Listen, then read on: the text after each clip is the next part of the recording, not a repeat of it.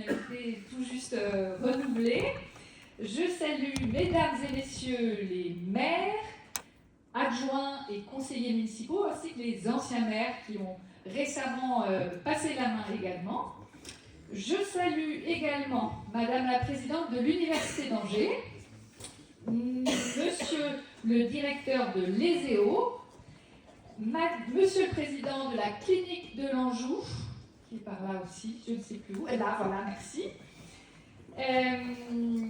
Monsieur le Président, pour changer, non, Madame la Présidente de la CPAM, voilà, qui est au fond, malheureusement. Monsieur le Président du SCO Rugby, pour parler sport. Madame la vice-présidente du Césaire Pays de la Loire. Madame la présidente du Conseil de développement Loire-Angers. Monsieur le président de la CAPEC Pays de la Loire. Monsieur le directeur Pays de la Loire de Total Énergie également. Par les temps qui courent, on peut avoir des choses à se dire. On va parler super profil avec peut-être. Merci de votre présence. Madame ma suppléante. Madame l'ancienne sénatrice Corinne Bouchou. Mesdames et messieurs, chers toutes et tous, mesdames et messieurs les responsables associatifs, directeurs d'administration, chefs d'entreprise, mesdames et messieurs, monsieur le maire de Chalonnes est de ce côté-ci. De ce côté-ci. Voilà, et vous êtes tous les deux de ce côté-ci. Excusez-nous d'être trop tard. Je vous en prie. Je vous en prie. On va passer devant. Comme tout le monde n'est pas tout à fait arrivé, on devrait avoir quelques allées et venues encore. Bon, eh bien, je suis heureuse de vous retrouver pour cette soirée de bilan 2026.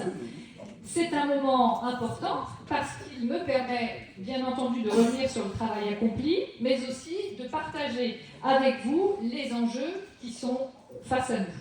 Je veux d'abord vous dire combien je suis honorée de la présence de Bernard Cazeneuve ce soir. Monsieur le Premier ministre, cher Bernard, merci.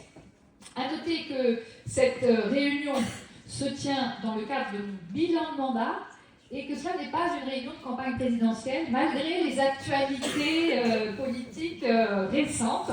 Et peut-être que vous reviendrez dans un autre cadre ultérieurement, cher Bernard. En tout cas, vous êtes le bienvenu en Anjou. Votre présence s'inscrit dans une démarche qui est la vôtre depuis déjà longtemps, avec des déplacements partout en France, très réguliers, chaque semaine. Et votre présence ici fait sens.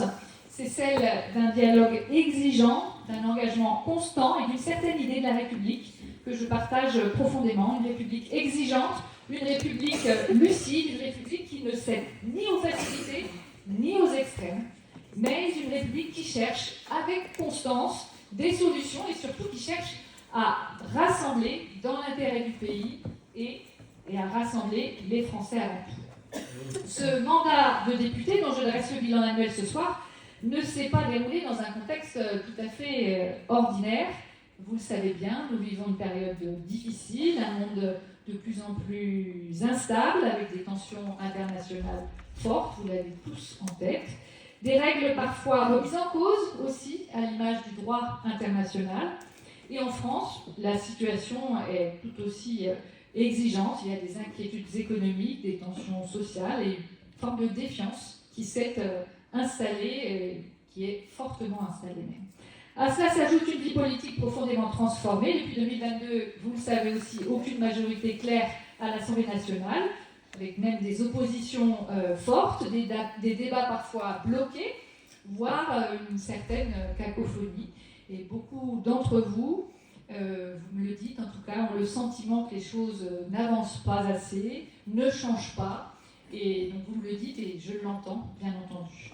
Mais malgré cela, et je veux commencer mon propos par ce point, parce qu'il y a une réalité qui demeure, ça peut paraître anecdotique, mais au vu des désordres du monde, je pense que c'est important de le souligner, c'est que notre démocratie tient. Il y a quelques années encore, fort récemment, on imaginait que c'était le modèle qui avait vocation à se développer à travers le monde.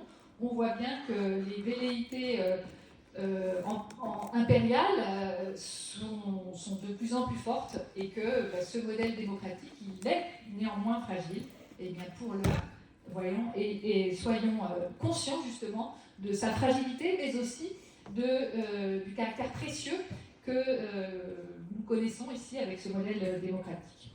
Et dans ce contexte troublé, j'ai essayé, en tant que députée, de tenir une ligne simple et claire, une ligne de responsabilité, une ligne de rassemblement, celle que j'ai toujours tenue, parce qu'au fond, une conviction m'a guidée tout au long de mon parcours. L'intérêt du pays doit passer avant tout le reste. Avant les stratégies, avant les postures et surtout avant les intérêts des partis politiques. Je crois l'avoir démontré, j'ai toujours fait le choix de l'indépendance sans me laisser dicter mes positions par des stratégies d'appareil. Cela suppose une certaine manière de faire de la politique, une exigence, une ligne de conduite, du travail aussi pour moi et pour mes équipes. Mais je crois que c'est essentiel et être capable de dialoguer avec des personnes qui ne pensent pas comme moi, qui ne pensent pas comme nous, c'est aussi essentiel. Et à l'Assemblée, j'essaie de mettre autour de la table des collègues qui ne sont pas forcément alignés, qui ne sont pas d'accord sur tout également.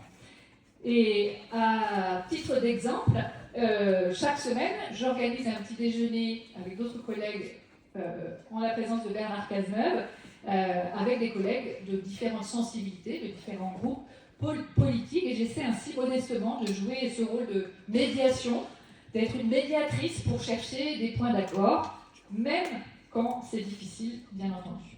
Et c'est ce qu'on appelle, et ce que j'appelle très concrètement, l'esprit de coalition, c'est-à-dire la recherche d'un consensus. Ce n'est pas naturel et ce n'est pas forcément dans notre culture politique française. Pour autant, je crois que c'est devenu une nécessité et je crois profondément que notre pays doit apprendre à fonctionner ainsi, avec plus de dialogue, plus de confiance à tous les niveaux. Une confiance entre les responsables politiques eux-mêmes, une confiance avec les territoires, une confiance avec les partenaires sociaux, avec les corps intermédiaires et surtout une confiance avec les Français, bien entendu. Je pense qu'il y a des différences, mais qu'il y a aussi des points d'accord possibles entre la gauche de gouvernement, avec le bloc central, avec la droite modérée. Mais ces points d'accord ne se construisent pas tout seuls. Ils demandent du temps, de la méthode et une forme d'expérience aussi. Une capacité à prendre du recul, à ne pas céder à l'immédiateté et à définir un cap collectivement et de s'y tenir, bien entendu. Donc c'est cette exigence que j'essaie effectivement de tenir à titre personnel, avec constance, avec humilité aussi, parce que ce n'est pas simple et ce n'est jamais gagné, et sans faire le buzz. Mais c'est une conviction forte. Je crois que c'est par le rassemblement que nous pourrons avancer, et c'est par l'unité républicaine que nous pouvons légitimement proposer une autre voie que celle de l'extrême droite. Nous sommes à un moment de recomposition politique en France, en Europe, mais nous sommes aussi à un moment de bascule. Jusque-là, il me semble qu'aucune force ne peut gouverner seule aujourd'hui, bien entendu c'est le cas, mais demain aussi. Il faut donc construire autre chose, un autre cadre. On ne peut pas considérer que ce qui existe aujourd'hui, c'est le modèle de demain. Un tel désordre n'est pas possible dans la durée.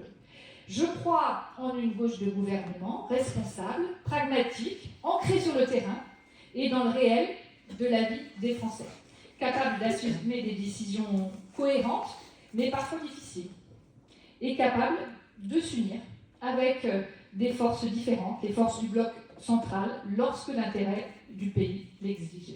Je pense que c'est en rassemblant largement, en dépassant les logiques de bloc, que nous pourrons agir et surtout apporter des réponses concrètes face à l'extrême droite. Car face à l'extrême droite, il ne suffit pas de s'opposer. Il faut proposer, il faut donner des perspectives, il faut bâtir un projet alternatif. Il faut unir, il faut rassembler. Et cette voie que j'ai voulu défendre tout au long de mon parcours de député, je pense que c'est celle il faut persévérer en la matière et je continue à la défendre. Mais au-delà des convictions et puis des grands discours, à l'image de ce que je fais là, il faut aussi des actes. Et je veux ce soir revenir concrètement sur le travail que j'ai mené au cours de l'année passée. Et s'il y a bien un texte qui illustre ce travail exigeant, fait de débats, d'écoute, de compromis, c'est celui sur le droit à l'aide à mourir. Et je salue d'ailleurs une responsable de la DMD qui est présente dans l'association pour la défense du droit à mourir. Je ne peux plus faire du sigle, mais il me semble que c'est ça. Donc ce texte sur le droit à l'aide à mourir, aussi appelé texte fin de vie, est un texte que je suis maintenant depuis 7 ou 8 ans, qui a connu un parcours long, parfois éprouvant, avec des centaines d'heures de débats, de travail, d'examens parlementaires, un débat de fond, un débat digne et à la hauteur de questions aussi importantes. Ce n'est pas toujours le cas à l'Assemblée, donc c'est quand même l'occasion de le dire, le travail a été très qualitatif à l'Assemblée sur ce texte. Nous sommes aujourd'hui à un moment crucial avec un texte qui est en passe d'aboutir de façon définitive à une adoption après donc, un long cheminement parlementaire. Donc en fait je parle d'un texte, mais il y a 2 textes de loi. Donc ils ont été adoptés tous les 2 à l'Assemblée nationale avec 2 avancées majeures. Un, le renforcement de l'accès aux soins palliatifs, adopté à l'unanimité, qui est une priorité absolue. Et bon, je crois même qu'on n'avait pas forcément besoin de loi en tant que telle. Il faut surtout des moyens financiers pour renforcer les moyens en la matière. Mais voilà, adopté à l'unanimité. Et deuxième texte, c'est la possibilité encadrée d'un droit à l'aide à mourir. Et c'est un droit auquel je crois profondément, parce qu'il répond à des situations concrètes, humaines, souvent douloureuses, vécues par des patients et leurs familles, et vous avez été nombreux à me témoigner de votre attente sur ce sujet. Mais c'est aussi un droit qui appelle à la responsabilité. Il touche à l'intime, il suscite des interrogations légitimes, et il doit être strictement encadré. C'est pourquoi j'ai toujours défendu moi, une approche équilibrée, qui refuse les simplifications et qui cherche à garantir à la fois la dignité, la protection des plus vulnérables et le respect de nos principes éthiques. Et je souhaite rappeler à ce titre que le droit à l'aide à mourir, tel qu'il est rédigé aujourd'hui dans le texte, reposerait sur 5 critères cumulatifs, strictement définis. Donc 5 cumulatifs, donc il faut répondre à ces 5 critères. Être âgé d'au moins 18 ans, donc être majeur. On a examiné, j'ai moi-même porté des propositions sur les mineurs, parce que je pense que quand on a 16 ans ou 15 ans et qu'on est dans cette situation malheureusement de maladie grave, eh bien on souffre énormément à l'image de quelqu'un qui a 25 ans malheureusement. Mais bon, on a débattu longuement et on a choisi à l'Assemblée nationale majoritairement de rester sur des personnes majeures. Être de nationalité française ou résider de façon stable en France, être atteint d'une infection grave et incurable, engageant le pronostic vital en phase avancée ou terminale. Donc c'est des conditions très strictes. 4e, présenter une souffrance liée à cette affection. Et réfractaire au traitement, c'est-à-dire les traitements ne parviennent pas à apaiser cette souffrance ou où les traitements sont insupportables pour la personne, pour le patient. Et 5e point, c'est être apte à manifester sa volonté de façon libre et éclairée. Donc, être pleinement conscient de sa décision, ce qui signifie, vous l'avez en tête, que pour un certain nombre de patients, notamment qui sont atteints de troubles de démence ou autres, dont les familles m'ont parfois questionné, ce ne seront pas des patients éligibles à ce droit. Donc, vous voyez, quelque chose de très encadré, qu'on a essayé de peser vraiment chaque mot, on a essayé de peser vraiment chaque mot. Bon, la suite, aujourd'hui, c'est l'examen au Sénat qui reprend, avec derrière, je suppose, un retour à l'Assemblée, puisque je ne pense pas que majoritairement le Sénat et l'Assemblée seront d'accord. La dernière fois, le Sénat a rejeté purement et simplement le texte. Donc je suppose qu'on va de nouveau l'examiner, mais avec un objectif qui est d'aboutir à une adoption définitive avant les échéances de 2027. Mais ce n'est pas gagné, comme je vous l'ai dit, puisque le temps file. Le Sénat avait lui-même repoussé l'examen, ça devait être un peu plus tôt en avril, c'est en mai, parce que le temps est décompté maintenant. Hein. On aura des élections législatives après les élections présidentielles, donc une fin de législature, et donc si le texte n'est pas adopté avant cela, eh bien il faudra que la nouvelle législature, les nouveaux députés réexaminent l'ensemble du texte, qu'on reparte à zéro. Donc il y a vraiment, le temps est compté maintenant. Donc, premier dossier sur lequel j'ai beaucoup travaillé, c'est donc ces lois liées à la famille. Deuxième sujet dont je vais vous parler, je ne peux pas vous parler de tout, hein, je cible seulement quelques points. Je vais essayer de tenir en une demi-heure, donc il faut que j'accélère. Donc le sujet pour ceux qui me suivent, vous savez que c'est l'un de mes sujets d'importance, qui concerne l'humain aussi, ce sont les questions migratoires. Mon engagement s'inscrit donc dans la durée, hein, notamment en tant que rapporteur spécial pour la Commission des finances sur l'ensemble de ces politiques publiques pendant de nombreuses années. Cette année est marquée par un travail approfondi sur les accords du Touquet, dans le cadre d'une commission d'enquête parlementaire dont je suis membre. Bon, ça peut vous paraître lointain et vous pouvez vous dire « Oh là, ça ne concerne pas l'Anjou », mais bien au contraire, je crois que ces questions d'humanité nous concernent tous. Donc juridiquement parlant, qu'est-ce que c'est ? Il s'agit de réfléchir aux accords qui nous engagent sur la gestion de la frontière entre la France et le Royaume-Uni. Concrètement, il s'agit de comprendre comment éviter ces drames qu'on connaît dans la Manche, hein, qui se jouent sur le littoral et en mer du Nord. Et en 2026, dans notre pays, de nombreux exilés vivent là-bas sur la côte dans des conditions terribles. Hein, je me suis rendue dans des campements encore il y a peu de temps. Et risquent tout pour traverser la Manche. C'est quand même 80 victimes en 2024, un peu moins en 2025, mais déjà 6 personnes en 2026. Donc ce travail se traduit concrètement par de nombreuses auditions d'acteurs de terrain, des associations, les services de l'État bien entendu, les préfectures, les administrations, etc., les forces de l'ordre, police aux frontières.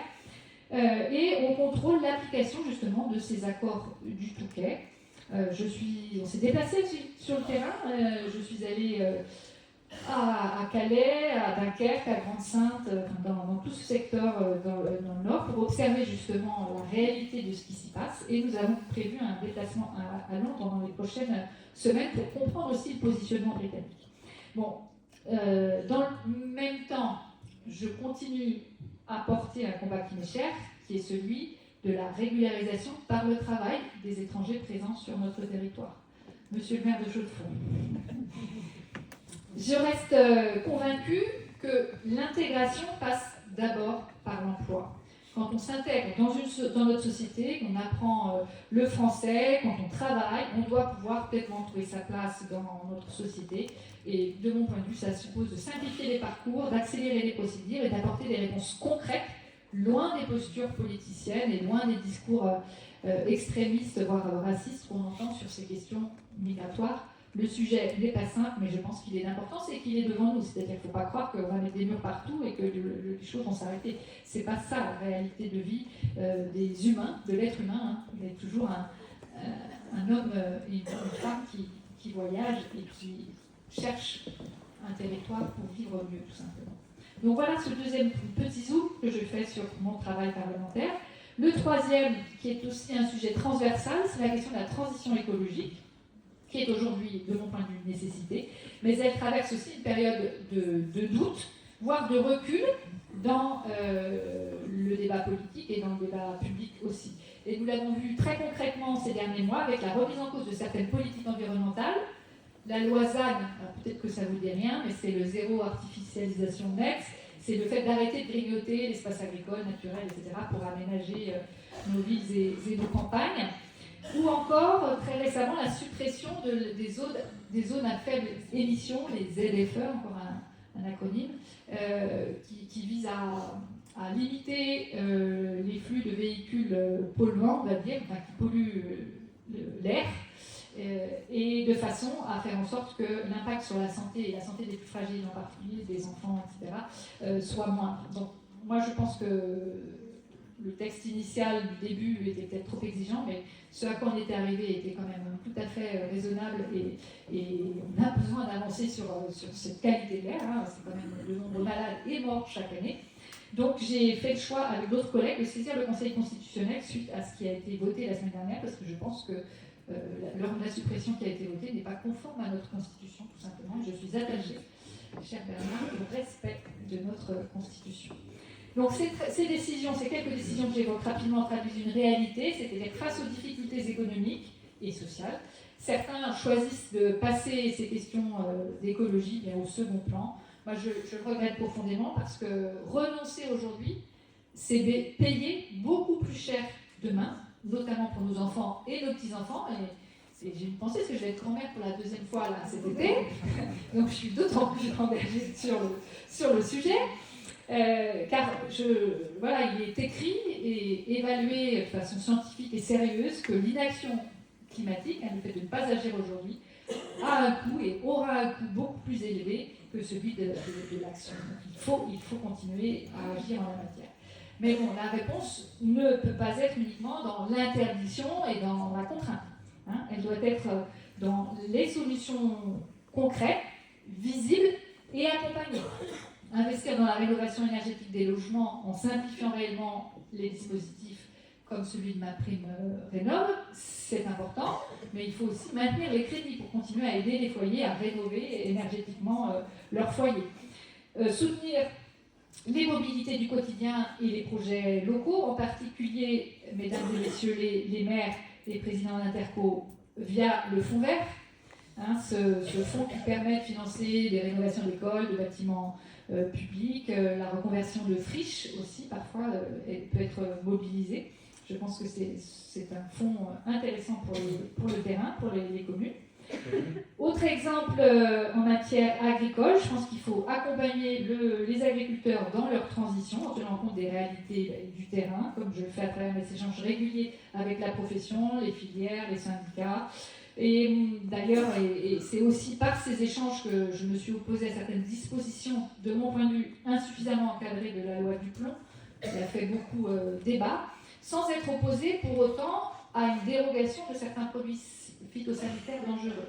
Je suis d'accord, je sais ce que c'est que cultiver, je sais ce que c'est que ne rien récolter, et je suis favorable à l'idée de regarder comment déroger, mais ce qui avait été proposé dans cette loi du plomb était beaucoup trop large, c'est-à-dire qu'on réintroduisait purement et simplement sans véritable cadre, et d'ailleurs, le Conseil constitutionnel a retoqué parce que ça ne collait pas avec le cadre qui est le nôtre. Je crois qu'il faut toujours de la mesure en définitive, et là, cette proposition et cette loi votée manquaient de mesure. Et il nous faut également renforcer la protection de nos territoires face au dérèglement climatique. Et on a été récemment concernés par les crues de Loire, de Maine également, et qui m'ont conduite à défendre un mécanisme de solidarité nationale pour financer les digues et tous les ouvrages de protection contre les inondations, et ainsi que tout ce qui est prévention. Aujourd'hui, on a un déséquilibre, cher Bernard, sur le financement de tous ces investissements et de tout cet entretien qui est supporté aujourd'hui par le bloc communal, commune et intercommunalité, tout simplement. Bon, donc tout ce que j'évoque très brièvement et trop vite, bien entendu, suppose aussi, point essentiel, de redonner de la stabilité aux politiques publiques. Et vous le savez bien, les stop and go qu'on connaît ces derniers temps sur la transition ne sont pas bons. On ne peut pas demander des efforts aux Français tout en changeant sans cesse les règles du jeu. Donc c'est dans cet équilibre que j'inscris mon engagement, une écologie pragmatique qui protège, qui accompagne et qui centre dans le réel, dans les problématiques réelles des gens, des entreprises, etc., etc. Quatrième point, et j'essaie de ne pas perdre le rythme, concerne les finances publiques et la fiscalité. Sujet d'importance. C'est un sujet central dans un contexte de déficit élevé et de dette importante pour notre pays. Il faut bien entendu prendre ce sujet avec sérieux, mais au-delà de la nécessité de redresser nos comptes, une exigence s'impose, c'est celle de la justice fiscale. C'est un combat que je porte maintenant depuis 2017 avec constance là aussi, et je défends une fiscalité plus progressive, et d'ailleurs c'est aussi à ce titre-là que monsieur le représentant Total, à l'époque, j'avais porté une taxe sur les super profits pour justement tenir compte des bénéfices générés par l'envolée des prix lors de 2022. Donc de nouveau, la question doit se poser, je pense, même si le sujet est complexe, il ne faut pas croire que... il faut analyser ça sérieusement, objectivement, mais je pense qu'il y a des choses à faire. Donc moi, je défends une fiscalité plus progressive, plus équitable, notamment pour les plus hauts revenus et pour les plus hauts patrimoines. Cet engagement, je l'ai traduit concrètement dans mon travail parlementaire au moment du budget en fin d'année. J'ai défendu plusieurs mesures visant à mieux faire contribuer les très hauts revenus, à lutter contre certaines formes d'optimisation fiscale, même de suroptimisation fiscale, notamment sur les holdings patrimoniales. Je ne vais pas développer, mais si vous voulez, on aura un temps de questions après, on pourra revenir sur certains points. Et je suis actuellement, en ce moment, de près les travaux d'une commission d'enquête sur les hauts patrimoines et revenus, qui fait un travail de fond aussi sur ce sujet à l'Assemblée nationale. Donc ce sujet des finances publiques est très présent dans le débat public, dans le débat politique. Je pense que c'est important, parce que la question n'est pas seulement budgétaire, elle est aussi profondément démocratique. Si l'effort n'est pas perçu comme juste, de mon point de vue, il n'est pas accepté. Et sans acceptabilité, il n'y a pas de réforme durable possible, tout simplement. C'est pourquoi moi, je continuerai à porter cette ligne, une responsabilité dans la gestion des finances publiques, via une meilleure maîtrise des dépenses, ainsi que des économies, et aussi une exigence de justice dans la répartition de l'effort qu'il faut avoir pour plus de recettes via la fiscalité. Enfin, et c'est mon dernier point, à une échelle plus locale, même si vous savez bien que tout est dans tout, quand je parle de fiscalité, ça nous concerne tous par exemple, mais mon mandat de député, c'est aussi et surtout presque ce que nous... Mon mandat de député, c'est surtout, de mon point de vue en tout cas, ce qui se passe ici, sur le terrain, dans notre département de Maine-et-Loire. Notre département est attractif, il y fait bon vivre, à l'image de notre ville capitale Angers, toujours classée au top en matière de qualité de vie. Nos services publics de proximité fonctionnent, nos communes sont globalement bien gérées, avec des maires mobilisés. Et je veux d'ailleurs avoir un mot pour féliciter les anciens maires et les nouveaux maires élus, et saluer toutes celles et ceux qui s'engagent sur le terrain, parce que c'est passionnant, mais là aussi, c'est un travail exigeant qui n'est pas simple.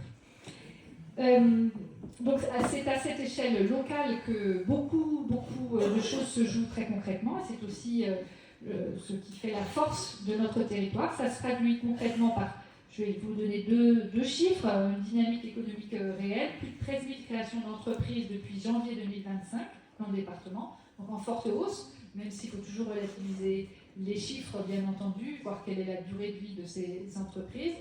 Notre taux de chômage n'ont pas amélioré, l'inverse, s'est dégradé malheureusement à l'image de la France, mais on reste tout de même sur une dynamique et une attractivité sensible et forte. On est également un territoire reconnu pour sa capacité à exporter, avec plus de 6 milliards d'euros d'exportation, soit près d'un quart des exportations régionales. Donc voilà, des raisons de positiver et d'être fiers de notre territoire. Le sujet agricole, on est un département très agricole, j'ai déjà évoqué un petit peu ce sujet, me tient aussi très à cœur. Je vais à la rencontre des acteurs de terrain. Il y a une urgence et une question viticole en ce moment en France, mais aussi dans notre région. Et donc j'ai mobilisé là aussi un certain nombre de partenaires. Nous avons rencontré le ministère de l'Agriculture à plusieurs reprises, parce qu'il est important d'adapter les dispositifs et le soutien pour que cette mauvaise passe commerciale, notamment en matière viticole, n'induise pas des difficultés et des arrêts d'activité possibles pour certains domaines. Donc voilà, c'est un sujet sérieux, et c'est mes contacts de terrain qui me permettent ensuite de porter ces sujets à l'échelle nationale. Donc attractivité économique, je vous ai parlé de services publics aussi, et je je suis très attentive à la qualité de vos services publics et je vais citer un exemple de ma préoccupation, c'est ce qui concerne notre santé. Notre système de santé, pour moi, c'est une priorité. J'aurais pu parler d'université, n'est-ce pas, Madame la Présidente, qui est aussi un sujet majeur de mon point de vue pour aujourd'hui et pour demain. Donc, sur ce sujet de la santé, je suis engagée à l'échelle locale auprès du centre de santé mentale de Saint-James, auprès du CHU, bien entendu, mais aussi dans les centres hospitaliers locaux de Chalonnes ou de Chemillé qui se reconstruit par exemple, mais aussi en lien avec les cliniques privées qui, pour certaines d'entre elles, assurent un service public, une mission de service public réelle et essentielle également. Donc la clinique de l'Anjou, dont j'ai salué le président et la directrice, la clinique de la Main également, à Trélazé ici, avec une action depuis plusieurs années avec cette clinique qui, vous avez peut-être vu dans la presse, qui connaît une certaine fragilité par rapport à son financement. Donc j'ai mobilisé là aussi l'ensemble des parlementaires, les maires, de façon à ce qu'on trouve une solution pour sécuriser le financement de cette clinique. Donc on est en passe, je pense, d'y arriver. Mais voilà, ça nécessite une présence, de s'informer et de la constance, parce que vous savez que les ministres changent parfois. Et pourtant, nos dossiers, eux, nécessitent qu'on tienne le fil et donc qu'on soit constant dans ce travail. Je pense qu'il ne faut pas hésiter aussi, en matière de santé, à faire évoluer notre système, parce qu'il y a aussi de nouveaux besoins. Et je soutiens, par exemple, depuis bientôt 2 ans, une maison médicale à Angers pour les personnes n'ayant pas de médecin traitement. Pas de médecin traitement, c'est une expérimentation qui me semble intéressante. Mon rôle, c'est donc de défendre des projets utiles, parfois plus discrets, mais essentiels pour le quotidien. Et je pense, par exemple, au projet d'habitat inclusif de Chemillé en Anjou, porté par l'association AMA Colibri des Mauges.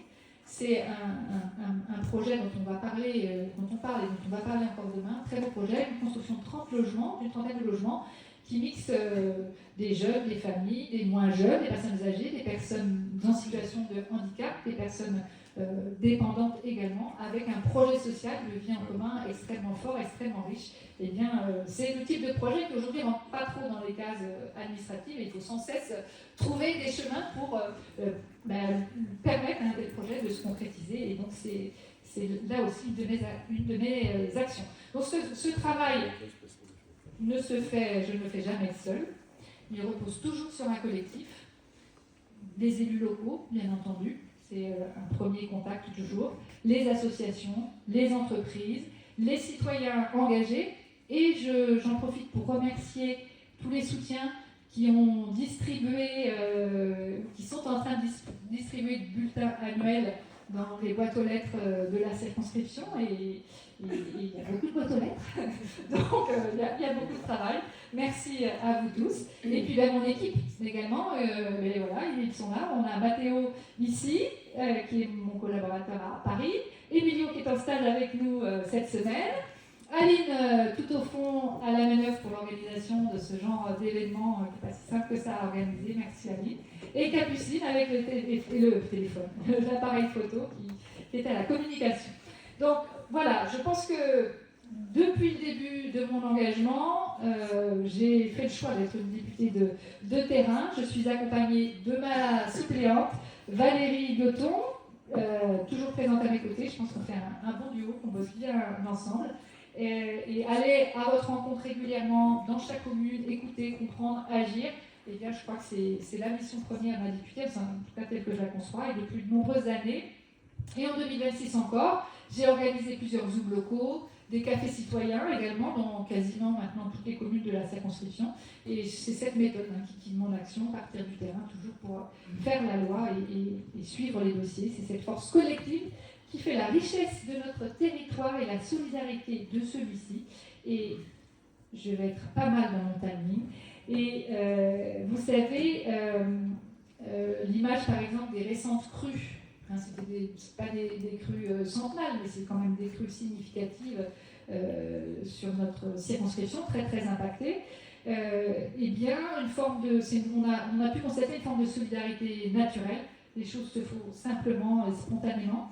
Et c'est cela, je crois, au fond, la force de notre territoire, cette capacité à se rassembler spontanément, à agir ensemble, sans attendre que ça vienne d'ailleurs. Cet esprit d'initiative, d'ailleurs, le tissu associatif particulièrement dense de notre département illustre cette capacité à agir. Et bien, parfois, j'aimerais que la France ressemble un peu plus à l'Anjou sur ces aspects, parce qu'au fond, ici, on sait faire simple, on se parle, on agit, et surtout, on avance ensemble. Et c'est cette manière d'être que je continuerai à défendre. Merci.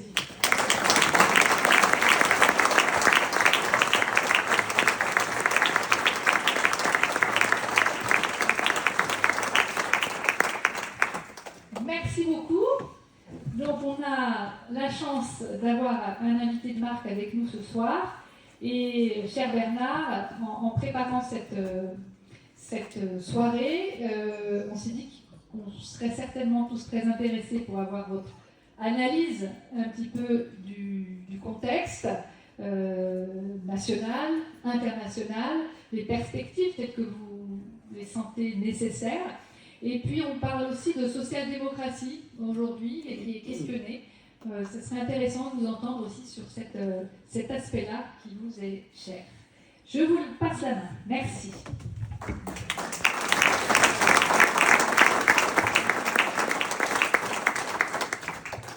Bien, Madame la députée, Mesdames, Messieurs les maires, Mesdames et Messieurs les présidentes et présidents, Madame la présidente de l'université, permettez-moi d'abord de vous remercier pour votre invitation, Madame la députée. C'est pour moi toujours un très grand plaisir que d'aller à la rencontre des Français dans les territoires, notamment lorsqu'il s'agit de dresser le bilan des actions qui ont été engagées au Parlement, lorsqu'il s'agit de sujets qui parlent directement au cœur de nos compatriotes. Vous en avez évoqué un certain nombre aujourd'hui, la loi sur la fin de vie bien entendu, mais aussi des dispositions relatives à l'environnement et à la lutte contre le réchauffement climatique. Et toutes ces questions sont au cœur de nos préoccupations. Et pour moi, venir dans les territoires, on a l'opportunité de pouvoir rencontrer des citoyens et qui parfois sont en situation de responsabilité pour aborder avec eux toutes les questions qui sont celles d'une actualité qui parfois est pour les Français extraordinairement anxiogène, est toujours une occasion de dialogue et un plaisir. Je le fais aussi bien volontiers parce que je ne veux pas sombrer dans la flagornerie à l'égard de votre parlementaire, mais elle est du genre très discrète. Stella Dupont, elle ne va pas elle-même expliquer combien elle a de qualités. Mais ces qualités, je les vois à Paris. Et je les vois à Paris hebdomadairement, puisque nous avons une réunion tous les mercredis matins, à l'occasion de laquelle nous échangeons ensemble avec d'autres parlementaires. Et donc j'ai appris au fil des semaines à découvrir quelle était la personnalité de Stella Dupont. Elle est extraordinairement présente au Parlement, elle est absolument sérieuse. Donc les parlementaires présents et sérieux ne sont pas nécessairement la majorité du genre. Beaucoup le sont, mais pas tous. Et donc vous avez la chance d'avoir une parlementaire extraordinairement présente, engagée et sérieuse. Elle est d'une grande rectitude morale et intellectuelle et d'une grande loyauté. Et elle est d'une grande loyauté notamment à votre égard. C'est-à-dire que la passion qu'elle a de son territoire, de sa circonscription, de cette région, fait qu'au Parlement, elle agit comme représentante de la nation. Et les représentants de la nation ne sont pas simplement les délégataires de leur territoire, mais elle agit aussi au Parlement comme une représentante fidèle de cette région angevine. Et donc, je ne veux pas, on est très loin de la campagne électorale, je ne veux pas dénaturer cette réunion, en faire autre chose que ce pourquoi on m'a demandé de venir. Enfin, elle a beaucoup de qualités. Et si vous décidiez de vous en priver, vous feriez une grave erreur. Et si vous décidiez de motiver Stella en lui demandant d'approfondir encore les qualités dont elle fait montre, vous rendriez un grand service à Angers et à son agglomération. S'il faut revenir pour le dire plus nettement dans quelques mois, je le ferai. Mais on ne sait jamais ce que la vie nous réserve. J'ai l'occasion de le dire aujourd'hui, je le dis. Je suis également très heureux d'être avec vous parce que je mesure bien, dans les déplacements que j'effectue partout sur le territoire national, combien les Français sont inquiets. Et je sais aussi combien ils ont des raisons de l'être. L'inquiétude n'est pas ce par quoi on trouve les solutions. Ce par quoi on trouve les solutions, c'est l'espérance. Et l'espérance ne peut pas être une inconscience. Donc l'espérance n'a de sens que dès lors qu'elle est arrivée au courage. L'espérance n'a de valeur que pour autant qu'elle est le résultat de la lucidité. C'est ce que l'on regarde avec lucidité, notamment la réalité, qui permet de dépasser ce qui, dans la réalité, nous est insupportable, pour faire en sorte que la réalité nous soit douce et qu'elle permette, notamment pour les générations nouvelles, d'avoir une vie meilleure que celle que nous vivons. Et même si nous n'avons pas connu, notre génération, vous tous ici, la guerre dans sa dimension monstrueuse de relations qu'elle peut entretenir avec la cruauté, le totalitarisme, pour ce qui concerne la dernière guerre mondiale survenue en Europe, le génocide. Nous savons combien la guerre est cruelle, elle est sur le continent européen. Nous n'y sommes pas directement engagés, mais elle est sur le continent européen en Ukraine. Nous voyons ce qui se produit au Proche et Moyen-Orient, notamment dans les territoires à Gaza. On voit une population, la population gazaouite, qui est soumise au feu continu de l'armée israélienne, dans des conditions qui mettent cette population dans une situation de dénouement, de souffrance et de tragédie absolue. Et l'on sait en même temps que tout cela n'aurait pas été déclenché avec un tel déluge de feu si des actes terroristes n'avaient pas été commis le 7 octobre, qui ont profondément atteint une population par ailleurs très hostile au régime de Netanyahou, qui vivait dans les territoires où cette population a été atteinte. Et c'est précisément parce qu'il s'agissait d'opposants au régime de Netanyahou qui condamnaient sa politique que peut-être les forces terroristes ont décidé de les atteindre, parce qu'il y a dans la folie de ce régime israélien, comme dans la folie des terroristes du Hamas, une volonté de semer partout la guerre, la désolation et la tragédie, qui n'épargne pas les amoureux de la paix, et il en existe en Israël comme il en existe en Palestine. Et nous devons, me semble-t-il, être les héritiers de cette ambition de paix à travers le monde. Et pour ce qui concerne cette région, la paix, elle est portée par la volonté de voir deux États coexister entre eux. Je me souviens pour ma part du très beau discours prononcé par François Mitterrand en mars 1982 à la Knesset. Ce discours disait « Il n'y a pas d'avenir pour la paix sur ces territoires depuis si longtemps en guerre si nous n'organisons pas la coexistence de deux États. Pour qu'il y ait deux États, il faut que les organisations représentatives du peuple palestinien renoncent au terrorisme, que l'État d'Israël renonce à la colonisation et que les deux renoncent à la violence les uns à l'égard des autres. » Vaste programme que, compte tenu de l'état où nous sommes rendus, mais ce n'est pas parce que nous sommes éloignés de cette rive que nous devons la perdre de vue, car si nous la perdons de vue, elle ne sera plus jamais susceptible d'être atteinte. Je comprends l'angoisse et l'inquiétude qui est celle de nos compatriotes, et je veux dire en deux mots pourquoi je la comprends. D'abord parce que beaucoup de ceux à quoi nous avons cru, beaucoup de ceux à quoi vous avez cru, donnent le sentiment de s'effacer, d'appartenir à un monde qui ne reviendra plus, d'être inaccessible à nous-mêmes, ce qui pourrait nous être supportable si ça n'était pas plus inaccessible encore à nos enfants. Nous sommes une génération, en tous les cas la mienne, qui si je fais un peu de physiognomonie, c'est-à-dire si j'essaie de mettre des âges à partir des caractéristiques des visages, me rapproche de la majorité d'entre vous, en tous les cas de bonne partie d'entre vous, la génération à laquelle j'appartiens croyait qu'il était possible de changer la vie. Je me souviens de la campagne de 1981, à laquelle j'avais participé alors même que je n'avais pas le droit de vote. Le thème de la campagne de 80 François Mitterrand, c'est changer la vie. Et nous pensions que par la volonté politique, c'est-à-dire par un changement très profond des organisations et des structures de la société, qui nous coalisaient parfois dans des alliances politiques qui ressemblaient à l'alliance de la carte. Et l'autre animal, c'est quoi? Du lapin. Je vais dire du mouton. Et ces alliances, malgré tout, permettaient d'engager des politiques très différentes de celles qui avaient été mises en œuvre, même si, confrontés à la réalité, il fallait parfois réviser la trajectoire. Mais l'idée, c'était de changer la vie. Et ce qui nous animait tous, c'était cette idée que nous avions profondément ancrée en nous, que nos enfants, par ce que nous faisions, pourraient vivre mieux que nous l'avions vécu nous-mêmes. C'était ça qui motivait notre espérance, qui la rendait crédible à nos yeux. Et il s'avère que moi, je suis un fils d'un instituteur de la laïque, qui travaillait dans une école où il y avait des enfants issus de tous horizons, et dans un quartier parmi les plus populaires et les plus difficiles de France. Moi, j'ai fait ma scolarité au collège Gabriel Havès de Creil, là où s'est posée la question du foulard dans les années 80.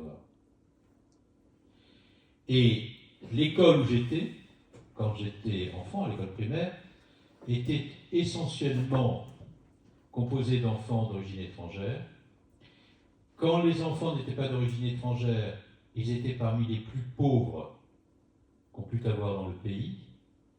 Et parmi les enfants qui étaient d'origine étrangère, ou qui étaient issus de religions différentes, il y avait beaucoup d'enfants de confession musulmane et beaucoup d'enfants de confession juive, parce qu'il s'avère que dans ces quartiers populaires de cette ville, où j'avais fait ma scolarité, vivaient beaucoup de rapatriés d'Algérie, et ces quartiers avaient été conçus pour les accueillir. Vous voyez un peu la diversité de population. En 1973, quand la guerre du Kippour se déclenche, les enfants juifs et les enfants musulmans se battent dans la cour de récréation. Il y a une tension extrême. Sous le regard d'enfants très défavorisés, qui rentreraient volontiers dans la bagarre, parce que l'enfance est ainsi faite que parfois l'éducation n'a pas suffisamment agi sur elle pour contenir les pulsions humaines. Eh bien, mon père prenait ses enfants, notamment dans notre logement de fonction où nous vivions en famille, pour faire en sorte que ceux qui n'avaient pas acquis les fondamentaux puissent les acquérir pendant le week-end. C'est-à-dire qu'il fallait que le dimanche soir, tous les enfants aient un même niveau de connaissance. Et que ceux qui avaient plus de difficultés, par l'effort fait par le maître en dehors de son temps de travail, puissent acquérir le savoir. Car la grandeur du maître d'école, comme la grandeur du professeur, et je le dis en pensant avec beaucoup d'émotion à Samuel Paty, pour des raisons qui tiennent aussi à ce qu'ont été mes fonctions de ministre de l'Intérieur en charge des cultes et de la laïcité, le maître était celui qui transmettait, on le respectait pour cela. Et quand les parents venaient récupérer leurs enfants avec mon père disait, voilà ce qui s'est passé dans la cour de récréation. Vous êtes comptable de cela. Vous ne devez pas, chez vous, leur raconter des choses qui les conduisent, quand ils ont franchi la porte de l'école, à ne pas vivre ensemble. Et je vous demande par conséquent de m'accompagner dans mon rôle d'éducateur. Les parents remerciaient le maître. Les parents remerciaient le maître. Et je me souviens d'une dame qui était la mère d'un de mes camarades, elle venait toujours voilée. Un voile presque anodin, qui n'était pas un geste de prosélytisme, qui était simplement un signe d'appartenance à une tradition. Et elle était la première à relayer les paroles du maître d'école, à le remercier, et plus jamais ces conflits et ces bagarres ne sont produits dans la cour de l'école. Le maître était remercié. Et il serait venu à l'esprit de personne d'aller enclencher contre lui une forme de haine qui aurait pour conduire à un crime commis à son niveau. J'ai été élevé dans ce quartier-là. Donc, je sais le prix des valeurs, des principes de la République.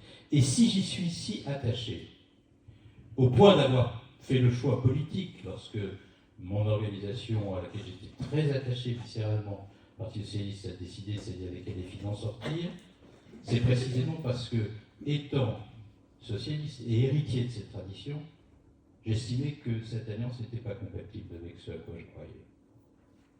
Je l'ai fait sans calcul. Si j'avais dû d'ailleurs calculer, je ne l'aurais pas fait. C'était absolument pas de nature à servir et à aménager ma carrière, mais je l'ai fait parce que je pensais que la politique avait fondamentalement quelque chose à voir avec les convictions. Eh bien, si vous êtes inquiet, c'est parce que vous sentez que tout ça se dissout, s'affaisse.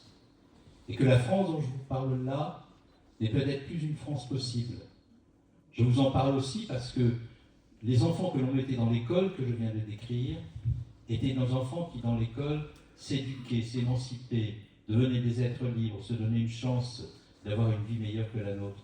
Tout ça est-il encore possible dans des conditions où parfois l'école est devenue un lieu de relégation, et où la question se pose de savoir si elle pourra encore permettre à nos enfants. Et puis, il y a une autre question qui est centrale, qui est fondamentale.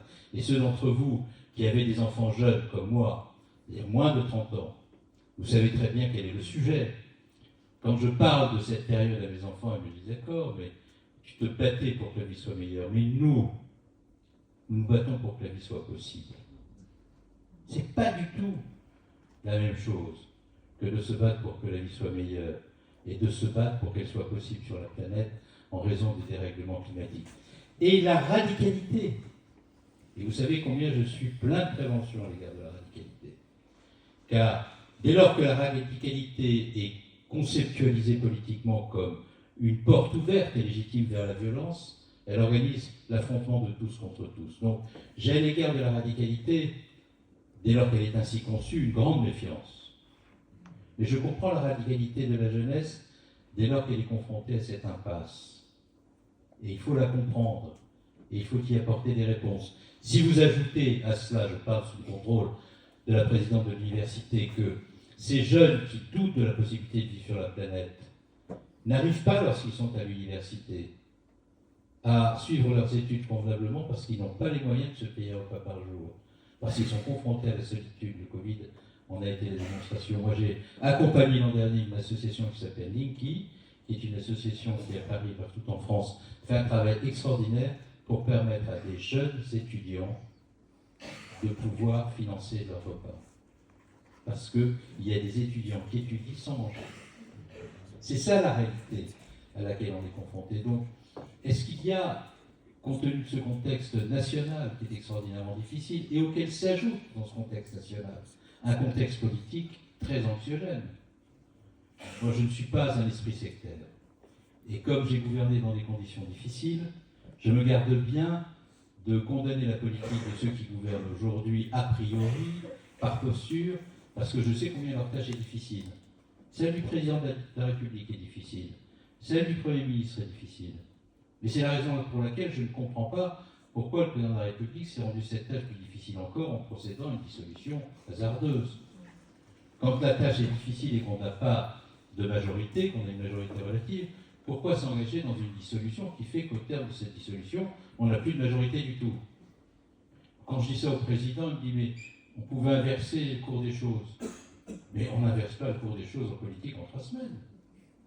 Quand vous avez le résultat d'une élection intentée, si 3 semaines après vous organisez une autre élection, même si par l'effet de la verticalité de votre personne et la dimension jupitérienne de votre séduction, vous pensez pouvoir emporter tout le monde avec vous, vous n'y arrivez pas nécessairement. Bon, et donc c'est ce qui s'est produit. Et ce désordre est considérable. Il aboutit à un affaissement institutionnel. Tout à l'heure,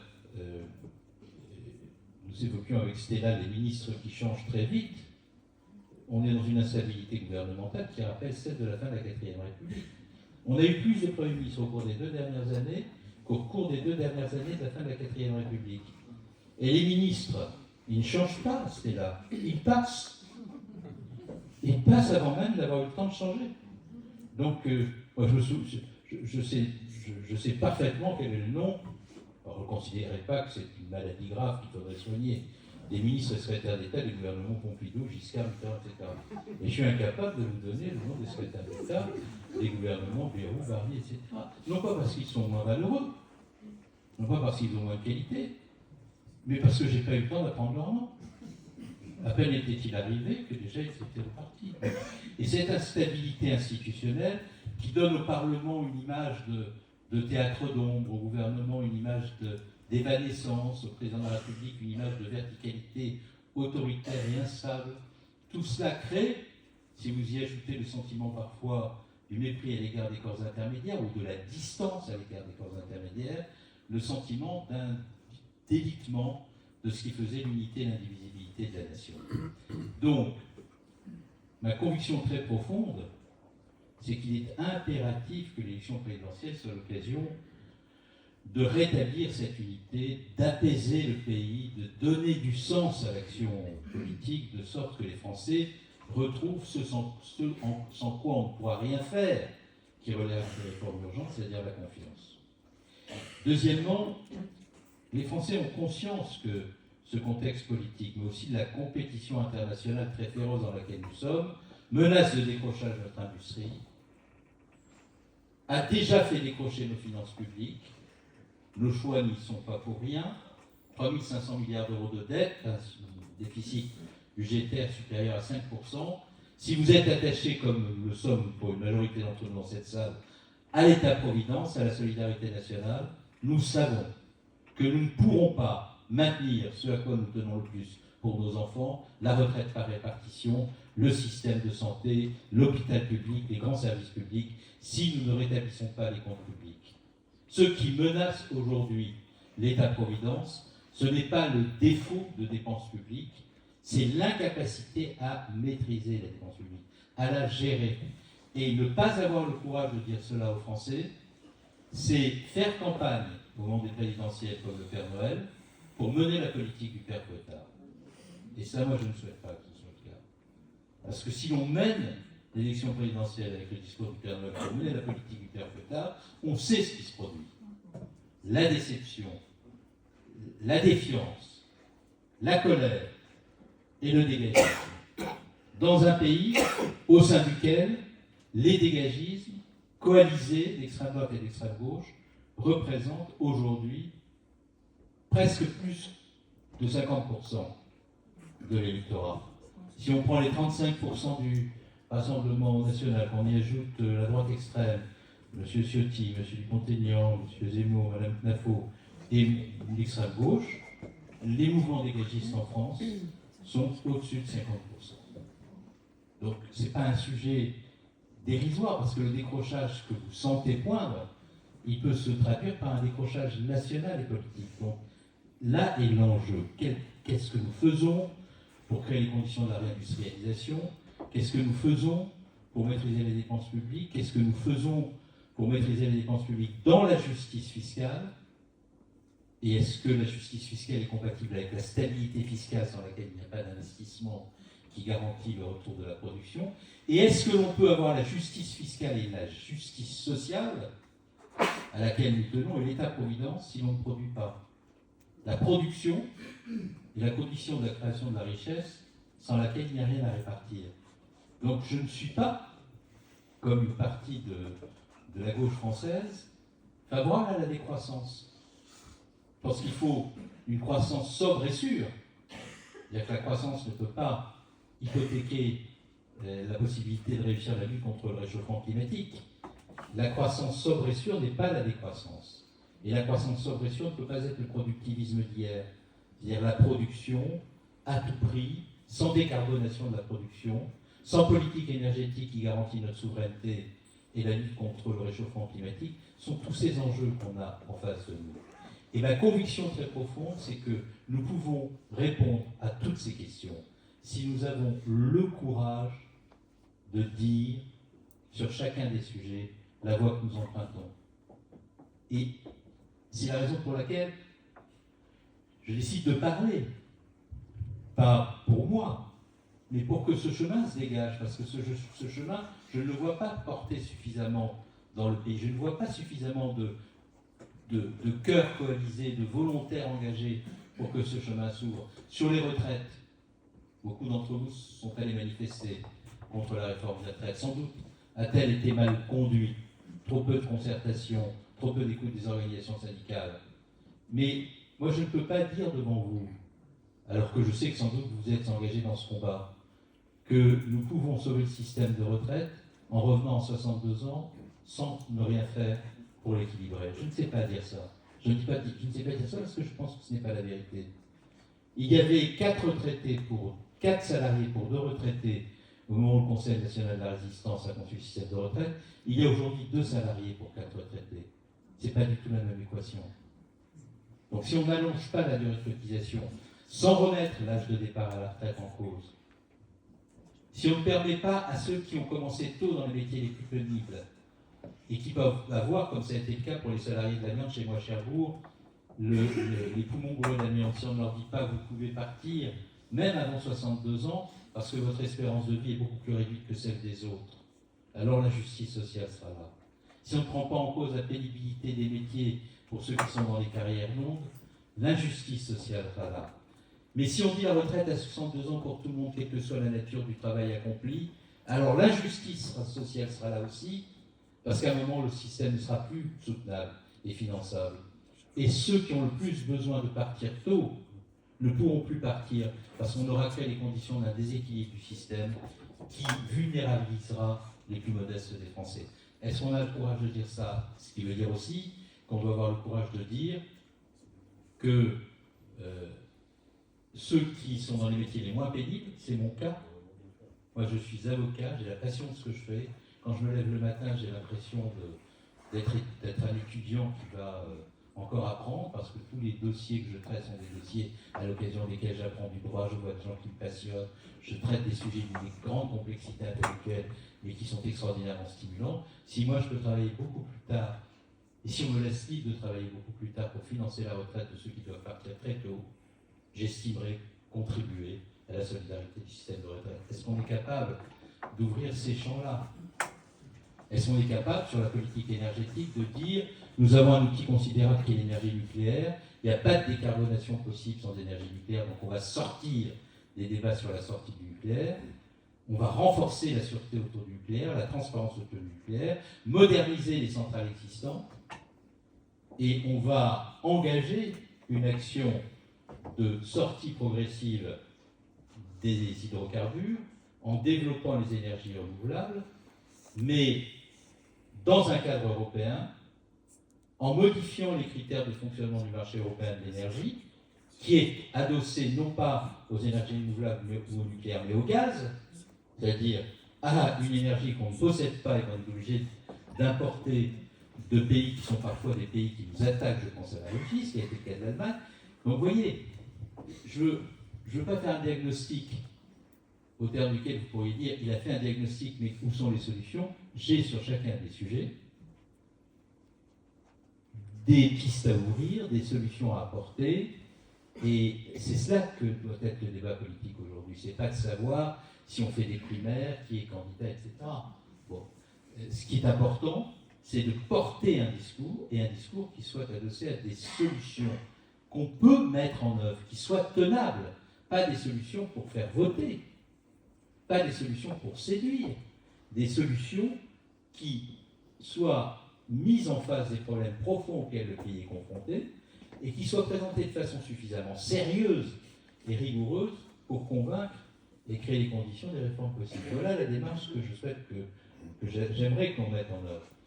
Alors, pour terminer avec la politique, je dirais un mot sur la situation internationale de nouveau avant de terminer, et européenne.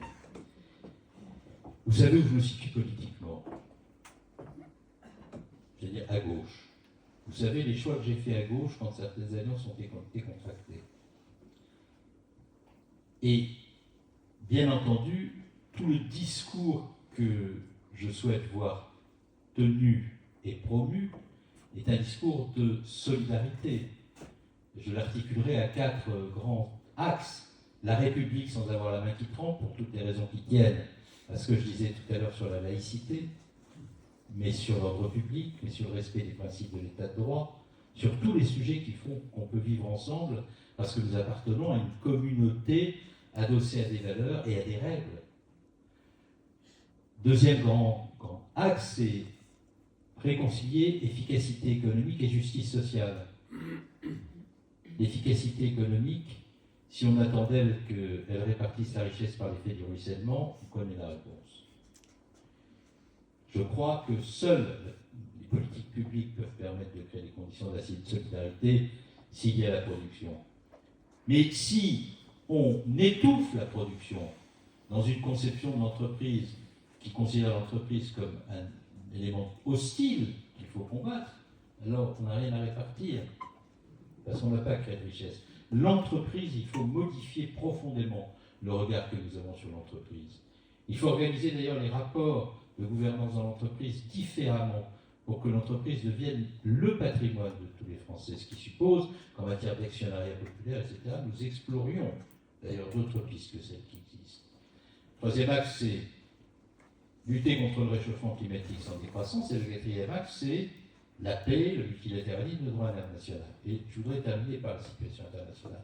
Regardez l'état du monde.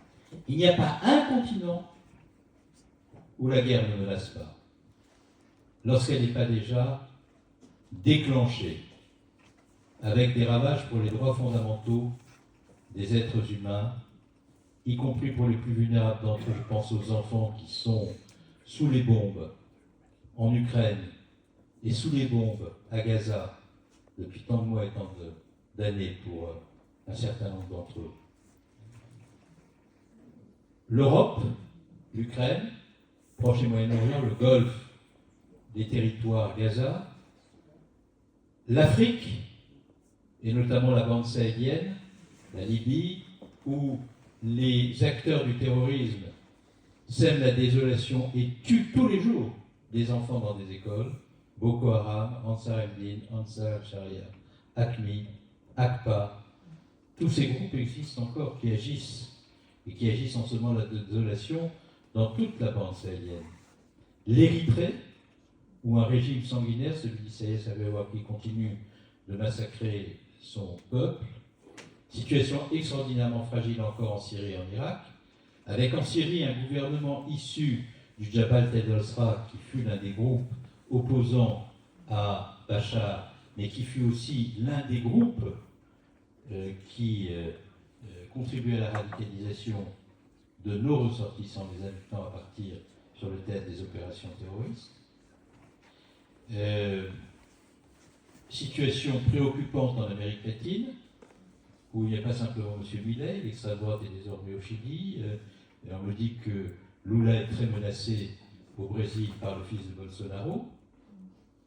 Tout cela pour l'environnement et pour les tensions dans la région n'est pas excellent.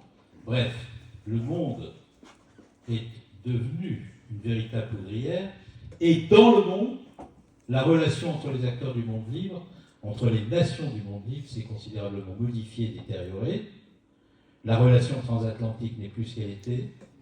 Moi, j'ai été un élu de Normandie pendant plus de 25 ans, maire de Cherbourg, libéré par les Américains. C'est par les Américains que la liberté nous était revenue.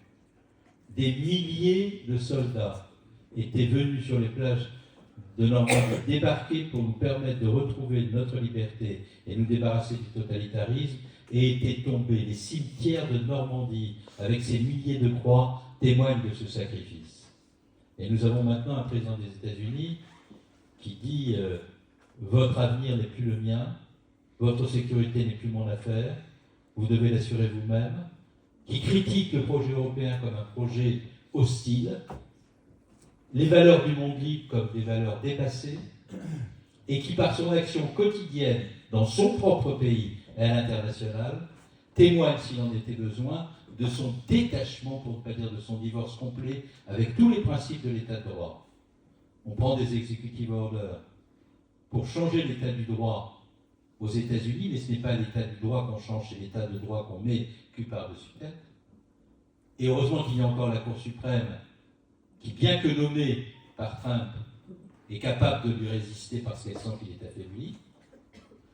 On voit le président des États-Unis accueillir Zelensky dans son bureau comme s'il était l'envahisseur et donner des gages à l'envahisseur qui est à la tête d'un régime autoritaire qui massacre le peuple ukrainien depuis maintenant 4 ans, dans une aversion totale des principes et des valeurs, assumée avec un cynisme absolu devant toutes les caméras du monde. Les États-Unis ne sont plus le pays qui est à la tête du monde libre. Ils sont le pays qui théorise, en ayant des relais en Europe, et notamment les extrêmes droites européennes, le fait que la démocratie pourrait divorcer des principes de l'état de droit sans préjudice pour elle. Si la démocratie divorce des principes de l'état de droit, la démocratie n'est plus la démocratie. Tout tend vers l'autoritarisme. Une forme de totalitarisme intellectuel s'impose une violence, et ce régime américain est un régime de violence à l'égard des Américains même, s'enquiste dans la société, dont les agissements peuvent avoir des conséquences terribles. Et ce qui est inquiétant, ce n'est pas simplement la dégradation de la relation euro-atlantique. Ce qui est inquiétant, ce n'est pas seulement, même si c'est inquiétant, la remise en cause des principes de l'état de droit aux États-Unis et du droit international par Trump. Ce qui est inquiétant, c'est que des forces politiques en Europe puissantes, l'AfD en Allemagne, le RN en France, l'extrême droite des Pays-Bas, celle qui monte en Espagne, l'Italie, ont des forces politiques qui peuvent prendre la responsabilité du pouvoir et qui sont sur cette ligne. Ils ne sont pas là pour défendre l'Europe face à la pression qui s'exerce sur elle à partir des États-Unis. Ils sont là pour être en Europe le relais de la pensée réactionnaire et organiser en Europe ce que Trump est en train de mettre en œuvre chez lui.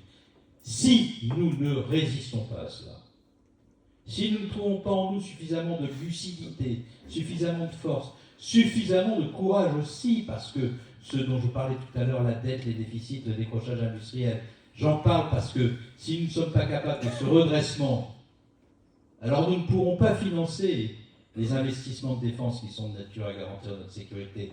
Tout ce que l'on dit sur la souveraineté relèvera du discours, mais d'un discours qui aura la force et la portée des chiffons de papier. Donc l'enjeu est considérable.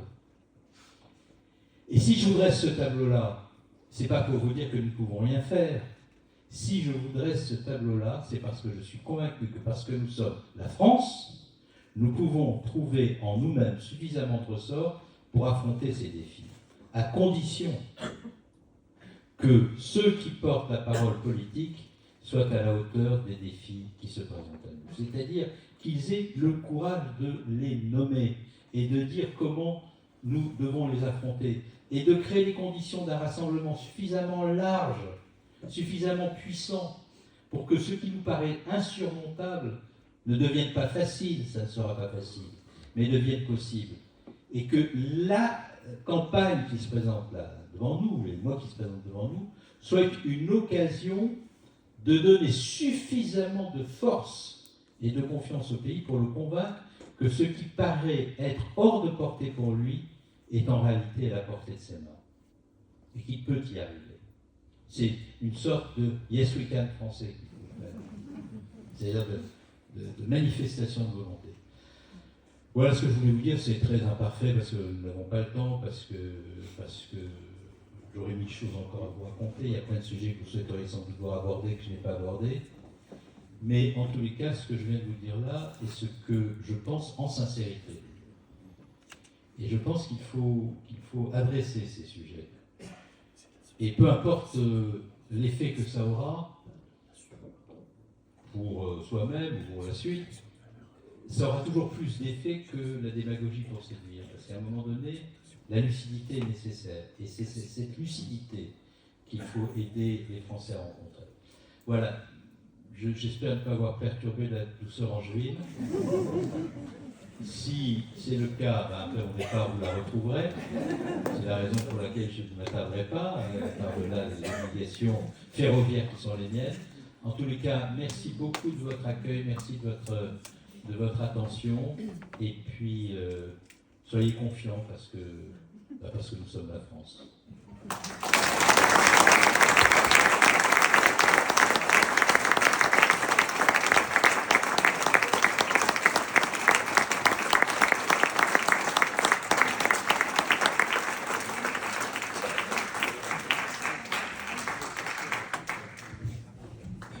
Donc, merci, cher Bernard, pour cet éclairage.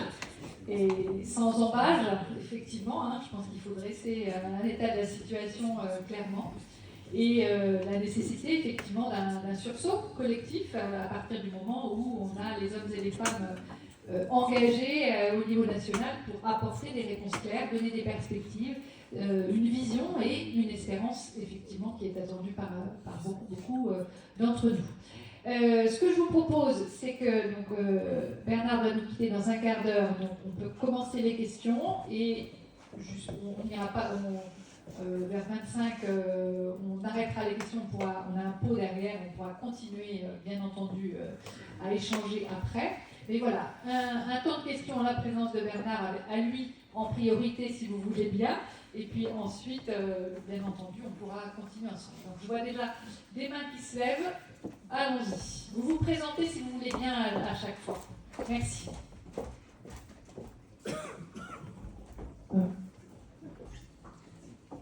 Bonsoir, Arnaud Le Tessier. Donc, moi, je suis adhérent Renaissance et pour le centre-gauche, donc je suis démocrate et progressiste parce que je suis quand même un peu de gauche. Donc, c'est la filiale de Renaissance. Moi, j'ai pas été, franchement, je n'ai pas été beaucoup surpris par le discours. Moi, tout me va à peu près en tant qu'adhérent Renaissance et très proche d'Emmanuel Macron parce que je le soutiendrai jusqu'à la fin parce que je pense que quand même, il n'a pas fait si mal que ça. Il ne faut quand même pas exagérer, on n'est pas au Moyen-Âge encore en France. Donc je pense qu'il y a quand même des marges de manœuvre pas mal intéressantes. Moi, ce que je voudrais dire, c'est qu'effectivement, vous avez beaucoup parlé de maîtrise de la dépense publique et donc, effectivement, d'avoir, je me dépêche dans ma question, et d'avoir effectivement une progression pour que tous les gens puissent payer des impôts de façon égale. Simplement, moi, le 1er janvier dernier, quand le vote du budget a été fait, malheureusement très tard, on va être obligé d'emprunter 300 milliards d'euros pour combler le déficit cette année. C'est-à-dire que la solution, avant de parler de recettes, parce qu'on parle toujours de recettes en France, et ça agace beaucoup de Français, je peux vous le dire quand même. On parle beaucoup de recettes. J'ai parlé d'économie et j'ai parlé de maîtrise de la dépense. En tant que maîtrise de la dépense, c'est 200 milliards d'économies et de dépenses en moins qu'il faut faire. Et où est-ce qu'on va chercher ces 200 milliards pour arriver à avoir à peu près un déficit de 1,5-2%? Et toute la difficulté, en fait, elle est là. Autrement, effectivement, il faudra qu'il y ait un homme courageux qui le dise aux Français. On vit au-dessus de nos moyens depuis trop longtemps en France, et je pense qu'il faut qu'il y ait quelqu'un qui ait le courage de l'expliquer, qui ne se fasse pas ramasser aux élections derrière, parce que c'est quand même la problématique. Et donc voilà, mais bon, moi je trouve qu'on n'est pas très loin avec Renaissance de vos options politiques. C'est quand même centre-droit, centre-gauche, centre. Je pense que c'est vraiment la bonne solution en France pour la paix. Voilà, merci. Merci. Est-ce qu'il y a d'autres questions d'ores et déjà? Oui, il y en a d'autres. On en prend 3. Bonjour à tous. Voilà, donc déjà, j'ai ma tenue qui fait que vous avez de Bernard Cazeneuve, je me sens un peu moins sérieux. Ça joue moi, des faveurs. Beaucoup la tenue. Ça vous va? Oui, j'aurais moins chaud si j'avais pas de voilà, exact, je suis d'accord. Non, oui, ma question, elle est un petit peu délicate. Alors, on se connaît avec Stella qui a soutenu une opération que j'ai menée. Alors, moi, je me place un peu sur le plan de la radicalité. C'est-à-dire, j'ai l'impression que tous les fondements sont, de mon sens, problématiques. Et ce que je porte, c'est que je crois à chacun de vous et à chacun de nous ici. Et je pense que l'état du monde n'est jamais que le reflet de ce que nous sommes et qu'il y a quelque part à retourner le regard sur ce que nous sommes. C'est pourquoi moi je ne crois pas qu'il y ait un président qui arrive auquel nous obéissons. Et c'est quand même le lien que je fais avec ce que vous nous proposez. L'intérêt que j'y porte, c'est que la politique, ça fait ce à quoi nous sommes soumis, que nous voulions ou non. Et donc moi je porte plutôt l'idée que les choses changeront vraiment, puisque c'est là aussi qu'on se rejoint, lorsque le président sera l'amour lui-même. Alors qu'est-ce que ça veut dire pour moi? Bien sûr, ça paraît démagogique, mais c'est l'idée qu'on se mette au service du vivant et que chacun de nous savoure, instant après instant, ce qu'est l'intérêt commun. Je donne, j'offre, et alors je me relie ou je prends parce que j'ai peur. Et donc la question pour moi, elle est structurelle, elle est très simple. Qu'est-ce qu'on va faire de cette notion de l'amour en politique, qui pourrait paraître démagogique, mais elle est extrêmement concrète lorsque j'ai rattache à des expériences que vous connaissez, puisque vous avez parlé de Gaza. Je suis allé en courant 100 marathons jusqu'à Gaza, au port de Gaza, devant les soldats israéliens, qui sont des jeunes de 18 ans mobilisés. Et lorsque je les ai rencontrés, ils la connaissaient, la vérité. Ils n'avaient pas du tout envie d'être là, ils n'avaient pas du tout envie de faire ce qu'ils faisaient. Mais qu'est-ce qui les en empêchait? C'est l'État, mais c'est leur famille aussi. Parce qu'ils vont être mis au pan, parce que leur vie, ils ne pouvaient pas me suivre, mais leur cœur, il leur disait de me suivre. Et donc, pour moi, la question, elle est très simple. Avec les expériences, puisque quand on s'était vu avant, vous m'avez dit, j'espère que la guerre n'aura pas lieu, qu'elle sera arrêtée lorsque j'arriverai. Parce qu'effectivement, personne ne nous a y aller là-bas. Hein, la question, c'est ça l'engagement qui interroge chacun. Et j'y suis arrivé, j'ai vu ces soldats qui étaient prêts à me suivre, à arrêter. Je me dis, moi, j'ai pas envie de faire ça, bien sûr. Et je termine là-dessus. Eh bien, puisque j'ai réussi ça, est-ce que ça vient interroger, puisque aujourd'hui on achète des armes pour dire voilà comment on va défendre la paix, comment l'amour devient là un sujet sérieux et qu'on va en faire quelque chose politiquement. Merci de votre attention. Une belle question philosophico-politique. Donc une troisième question là, et puis je passe le micro. On a 2 micros, hein, si vous voulez en passer un autre. Merci, bonsoir. Christophe Guichetot, citoyen, angevin, engagé dans l'intérêt général. Alors moi je vais poser une question, c'est comment on réindustrialise la France avec une courbe démographique qui ne fonctionne plus. Comment on prend soin de nos aînés, et il y a quand même quelques cheveux gris dans la salle, j'en ai quelques-uns aussi. Sans immigration. Donc c'est un vrai sujet. Et aujourd'hui, les extrêmes nous font peur sur l'immigration. Et c'est grâce à eux qu'on pourra continuer à assurer cette solidarité nationale. Donc comment fait-on pour accepter cette immigration? Merci. Donc 3 premières questions.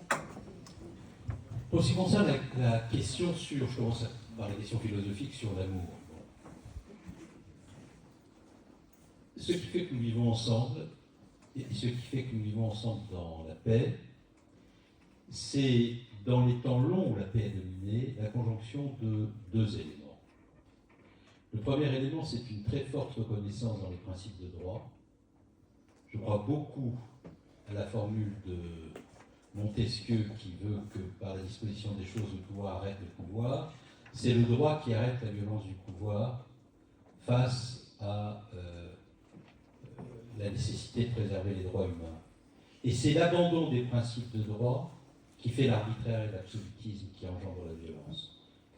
Et c'est à chaque fois que les principes de l'état de droit sont perdus de vue, et notamment les principes du droit international, par ceux qui devraient veiller à leur respect pour assurer la paix et la concorde, que la guerre prend le dessus au nom des intérêts de puissance, des nationalismes dont François Mitterrand a eu raison de dire qu'ils étaient la guerre, et de la volonté de ceux qui sont à la tête des puissances de défendre leurs intérêts sans autre considération.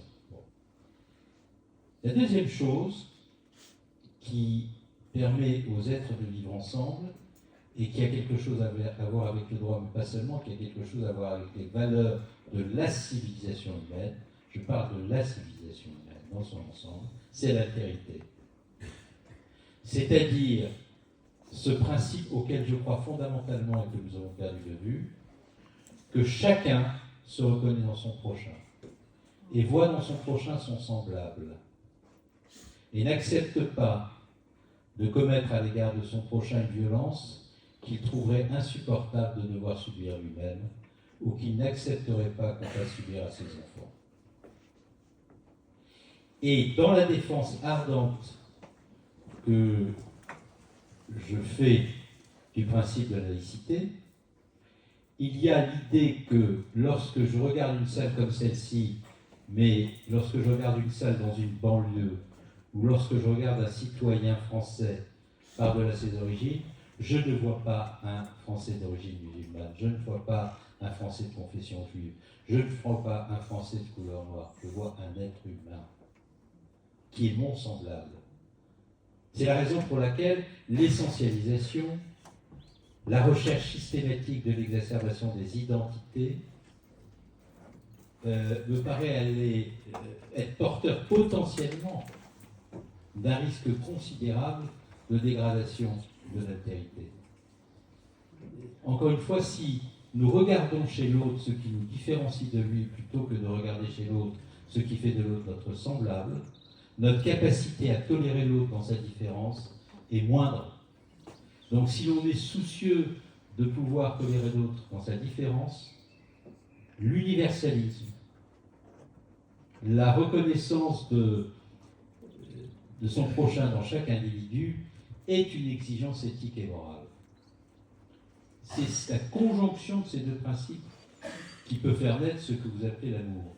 Ce que j'appelle, moi, l'humanisme politique. L'humanisme, la gauche humaniste à laquelle j'appartiens, elle promeut ces valeurs-là. Elle ne promet pas l'enfermement dans le communautarisme, elle ne promet pas la prise de distance à l'égard de la laïcité. Elle ne promeut pas l'idée que la République, malgré tous ses défauts, est une machine à discriminer ceux qui, dans la République... Pourquoi ? Non pas parce qu'il n'y a pas de discrimination, mais parce que si vous ancrez l'idée que le système institutionnel français, par essence, est une machine à discriminer ceux qui, en raison de la couleur de leur peau, de leurs origines, etc., sont parfois en situation de vulnérabilité plus grande, alors vous organisez la révolte de tout cela contre les institutions, alors que vous devez lutter contre les discriminations en faisant en sorte que les institutions tiennent leurs promesses. Alors vous direz, mais quand elles ne les tiennent pas, c'est insupportable, oui.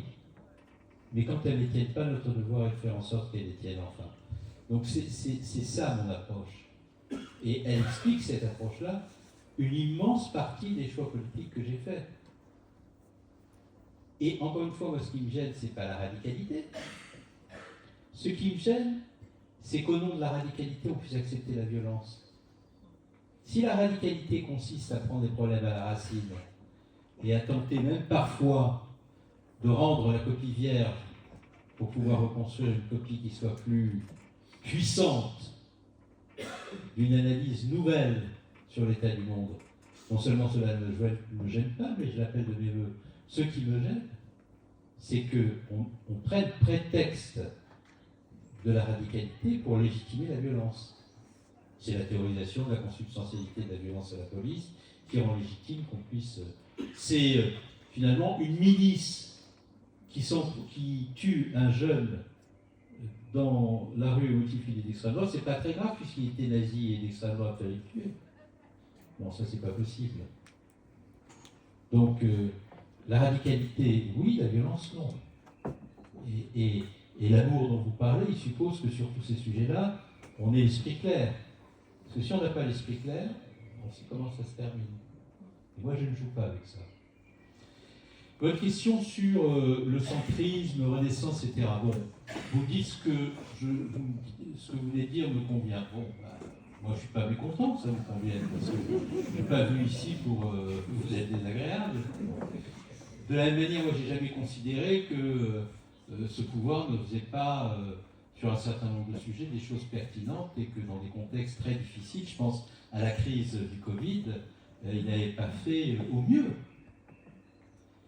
D'ailleurs, c'est pas de l'opposition à ce pouvoir que vient l'idée que tout avant était mal et que tout après sera mieux. Enfin, je veux dire, l'invention de l'ancien monde qui avait tout raté, du nouveau monde qui allait tout réussir, c'est pas moi qui l'ai créé, cette invention. Elle vient pas de moi. Donc, c'est une réalité politique qui a été engendrée par d'autres que moi et que ceux qui sont dans l'opposition à ce pouvoir. Mais en même temps, j'ai pas envie, si vous voulez, de ratiociner là-dessus. Vous parlez des déficits, mais j'étais ministre du budget dans le gouvernement Hollande. Vous savez de combien était le déficit en 2012 quand nous sommes arrivés? Il était de 4,8. Vous savez combien il était quand nous sommes partis? Il était de 2,7. Alors on dira, oui, mais là il y a eu des crises. Mais il n'y a pas eu de crise pendant les pouvoir. La crise terroriste, ça n'a pas existé. La crise de la zone euro n'a pas existé. La crise migratoire n'a pas existé. Tout ça n'a pas engendré des dépenses, bien entendu, ça en a engendré autant que la crise Covid. En 2017, le déficit est de 2,7. En 2027, il sera de 5,2. Pas la même chose. Bon.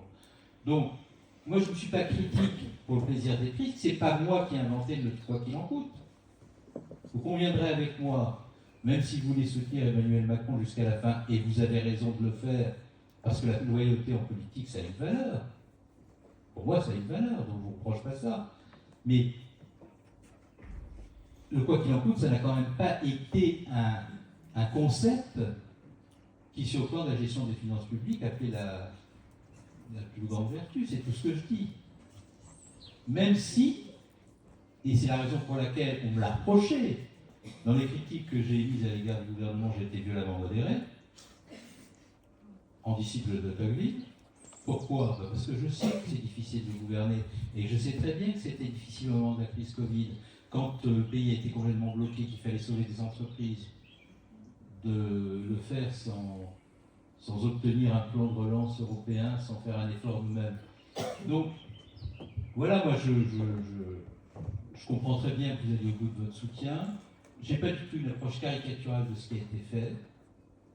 Je pense qu'il faut juger ce qui a été fait comme on prend une photo d'imagerie médicale et comme on doit le faire systématiquement, quel que soit le gouvernement, parce que c'est très difficile de gouverner, tous les gouvernements font des erreurs, et à partir d'un certain moment, il faut essayer de les rectifier en étant intellectuellement le plus honnête possible. Et dans mes échanges avec le président de la République, il m'arrive d'en avoir, c'est ainsi que le dialogue se noue, dans une cordialité, une courtoisie totale, même si nous avons des points de désaccord, bien entendu, qu'il connaît. Votre question... Il va falloir y aller. Rappelez-moi le... comment modifier? Alors là, très vite, ça va être compliqué, la réindustrialisation. Décarbonation. S'il n'y a pas de décarbonation et s'il n'y a pas une énergie que nous maîtrisons et qui est compétitive, compte tenu de l'impact de l'énergie sur les coûts de production, nous n'y arriverons pas. 120 milliards de charges de plus en France sur les entreprises par rapport à l'Allemagne. Donc si on n'assure pas une stabilité fiscale et si nous ne poursuivons pas sur le long terme la baisse des impôts de production, nous n'y arriverons pas. Accompagner des filières stratégiques par une alliance entre les territoires, les entreprises et l'État, quand je dis les territoires, c'est les collectivités locales, sur la transition énergétique, sur l'intelligence artificielle, sur la numérisation du territoire, sur les filières d'excellence dont on a besoin pour sauver notre industrie automobile, je pense notamment aux gigafactories, aux séparateurs de batteries. Tous ces sujets-là impliquent, au même titre qu'on l'a fait au début de la Ve République avec le nucléaire ou avec le ferroviaire, des grands plans qui mobilisent la nation tout entière. Voilà, j'aurais beaucoup plus de choses à vous dire, mais si je ne pars pas maintenant, le plan ferroviaire, Merci à tous.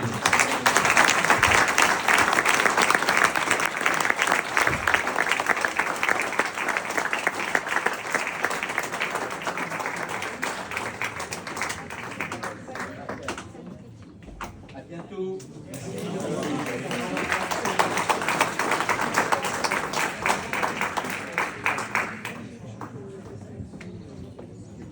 Bon, c'est toujours frustrant hein, de voir l'intervenant nous quitter, mais c'est ainsi. Donc, je vous propose encore une dizaine de minutes de questions-réponses, et puis ensuite on passera de l'autre côté, se rafraîchir, parce qu'il fait bon dans cette salle quand même, et on pourra continuer à échanger, bien entendu. Donc, je vous écoute. Qui? Oui, madame. Oui. Et puis présentez-vous, parce que moi je vous connais, mais tout le monde ne vous connaît pas. Bon, je viens en tant qu'individu de gauche, ancienne institutrice et directrice d'école, surtout en Normandie, en région parisienne. Et je voulais faire j'ai pas osé devant Monsieur le Ministre, je voulais faire une relation qui est possible entre l'éducation des enfants, parce que c'était mon métier, et la paix dans le monde. Et il y a une possibilité, je sors d'une convention où j'étais samedi à Paris, et c'était la convention des Baïs. C'est une association culturelle, on ne va pas en parler, et culturelle. Et on intervient dans les écoles, auprès des enfants. Moi j'interviens auprès des enfants de la roseraie, avec des livrets, et personne ne le sait ça, des livrets qui sont traduits dans 253 pays. Et ça va se savoir, M. Christophe Péchu est au courant. Il apprécie notre démarche. Et je voulais dire qu'on dit tout ce qui ne va pas, mais il y a des possibilités, mais qui ne sont pas connues. Parce que quand on a surtout quand ça touche la religion. Samedi dernier, non c'est dimanche. Samedi, j'étais donc à Paris. Dimanche, on faisait une marche pour la paix. Il y avait les bouddhistes, il y avait les musulmans, il y avait les chrétiens, il y avait les laïcs, il y avait les non-croyants, et il y avait ceux qui avaient eu une foi qui l'ont perdue. Ça nous a permis, chacun a eu 10 minutes, un quart d'heure, pour expliquer ce qu'était la paix, parce que c'était le thème, la paix pour lui. Et à partir de là, évidemment, il y a eu toute une sérénité, des échanges d'adresses. C'est sur la laïcité qu'il faudrait parler en fait. La laïcité, moi, quand j'étais éduquée petite, ça voulait dire pas de religion. J'avais des parents non-croyants. Et maintenant, je crois que la laïcité, ça peut être se parler les uns des autres, les uns aux autres, parce qu'on a plein de choses en commun, et puis il y a ce qui nous différencie, mais il faut l'écouter, ce qui nous différencie. Mais les 3/4 des choses, c'est en commun. Donc ça, c'est pour donner de l'espoir. Merci beaucoup. Alors, une question au fond de la salle. Je commence peut-être à répondre à celle-ci, le temps que le micro arrive.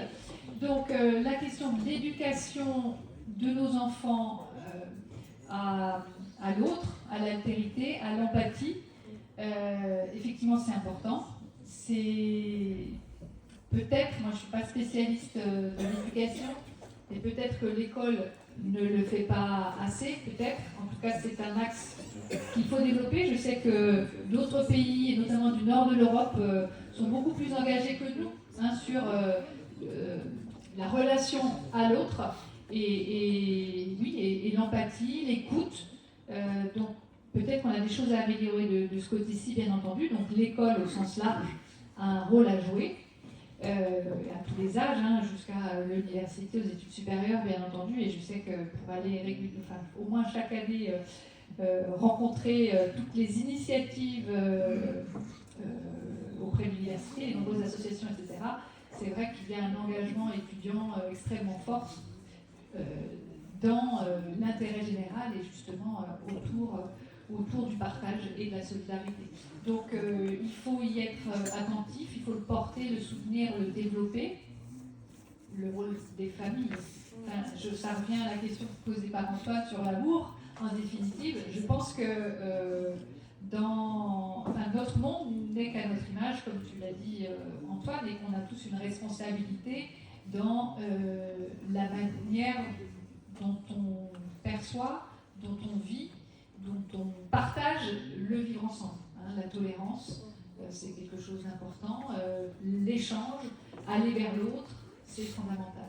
Pour ce qui est de la laïcité, puisque vous l'avez évoqué, moi je pense que la laïcité, c'est la meilleure garantie justement pour la liberté, puisque la laïcité, c'est la possibilité pour chacun de choisir sa croyance, sa religion, de façon libre et indépendante, à partir du moment, bien entendu, où on n'en fait pas une démarche ostentatoire dans les services publics, bien entendu, mais où ça reste du domaine du personnel et du privé, quand même, on peut en discuter, bien entendu, aussi librement. Donc moi, je pense que la laïcité, elle est extrêmement précieuse, et j'aime beaucoup le discours de Bernard Cazeneuve sur ce sujet, c'est une valeur fondamentale de notre République, mais sur la nécessité qu'on a dans un monde plus individualiste aujourd'hui. Alors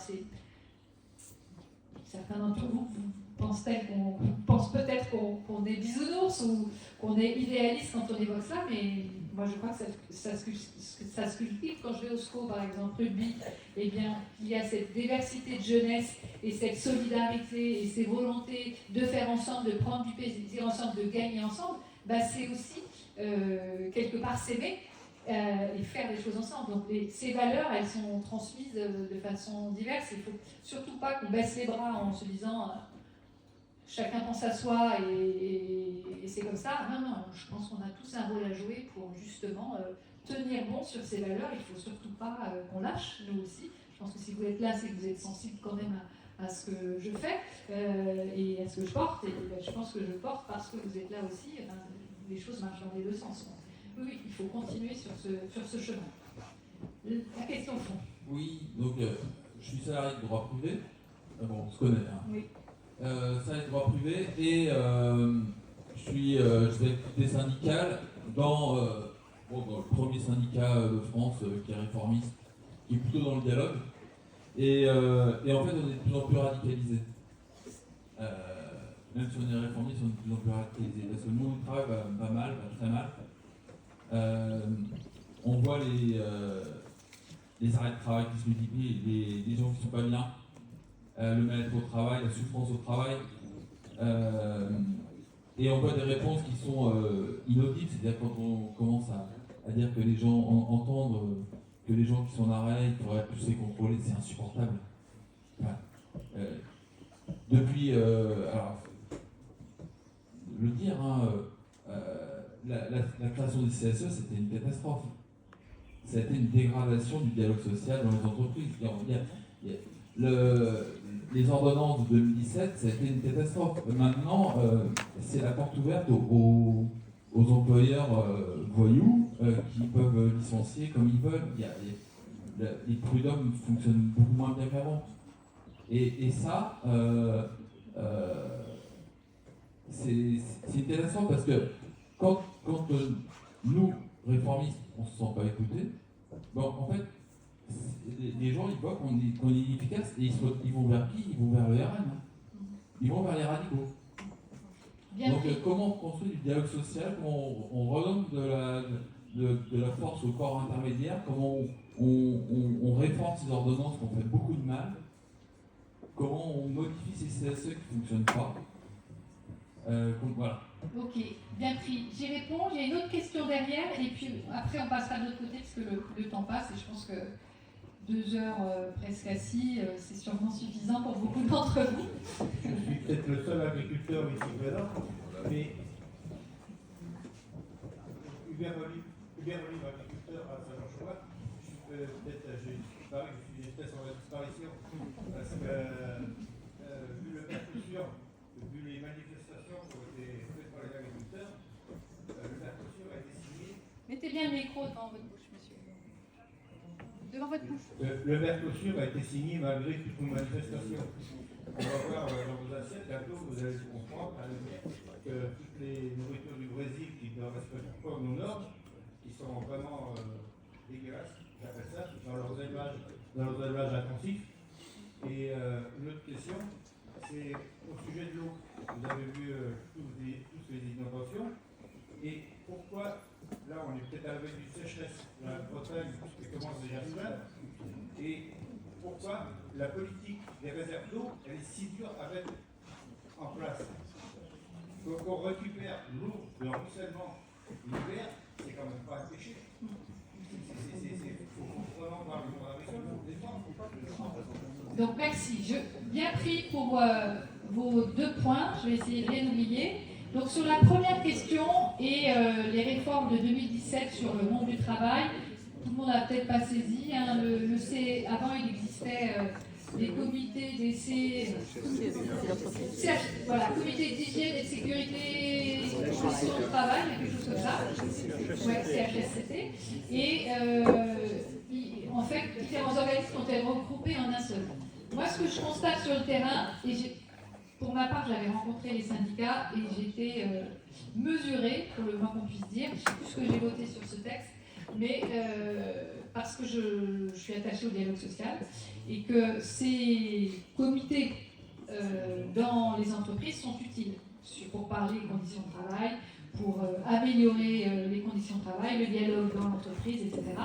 Donc, elles ont été regroupées. Ce que je constate aujourd'hui, c'est que dans les grands groupes qui ont différents sites, etc., les entreprises et les groupes qui ont fait le choix maximale, c'est-à-dire d'appliquer les textes à la lettre et de recentrer les CSE, de recentrer tout sur les CSE, moi j'entends ce que tu dis, c'est-à-dire je vois concrètement beaucoup de salariés qui considèrent que c'est un recul et que parler au patron ou aux dirigeants sans que ce soit le patron, c'est maintenant beaucoup plus compliqué, difficile et qu'on a perdu dans le dialogue social. Donc moi, je crois au dialogue social, ça veut dire quoi? Ça veut dire que je fais confiance aux syndicats pour discuter, syndicats, salariés et patronat, l'ensemble des organisations professionnelles, pour trouver des points d'atterrissage commun. Je ne dis pas que c'est facile, et je ne dis pas que ça marche à tous les coups, mais c'est quand même la porte d'entrée, et c'est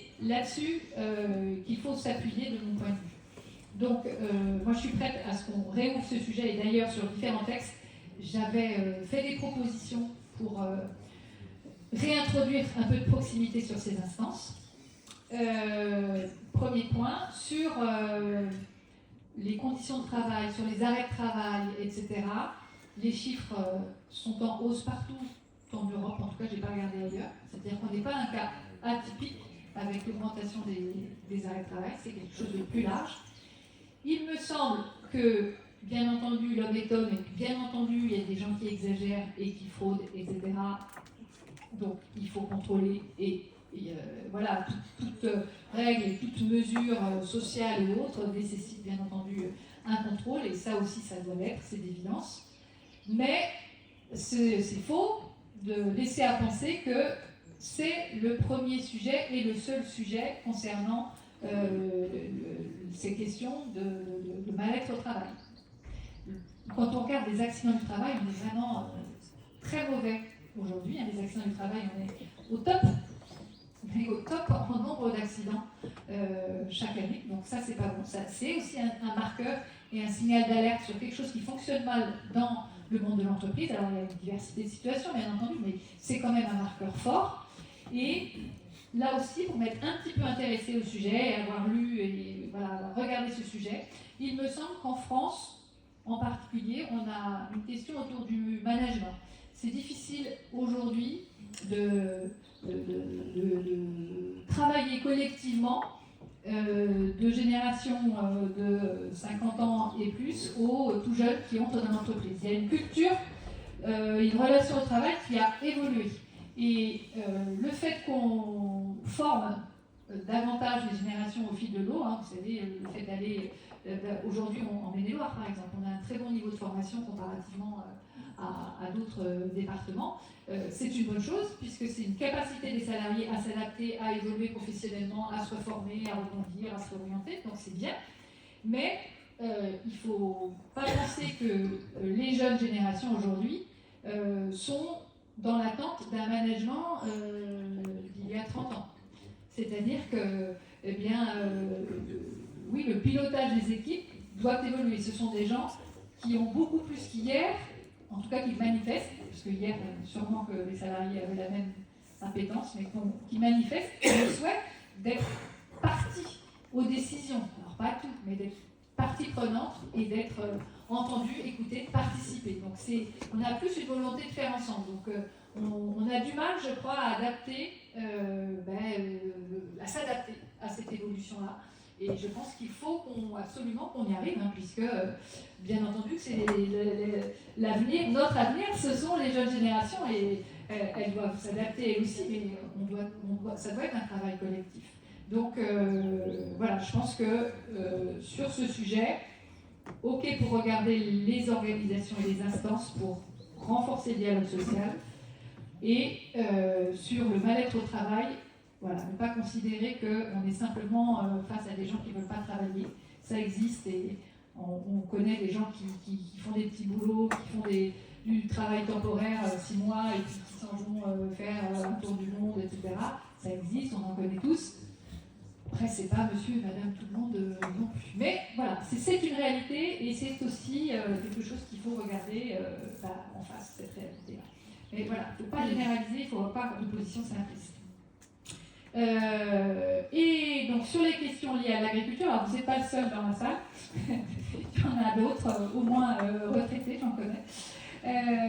Donc sur la question de l'eau et le Mercosur. Alors le Mercosur, pour ma part, je suis défavorable à cet accord international parce que effectivement les règles chez nous de production, les règles sanitaires,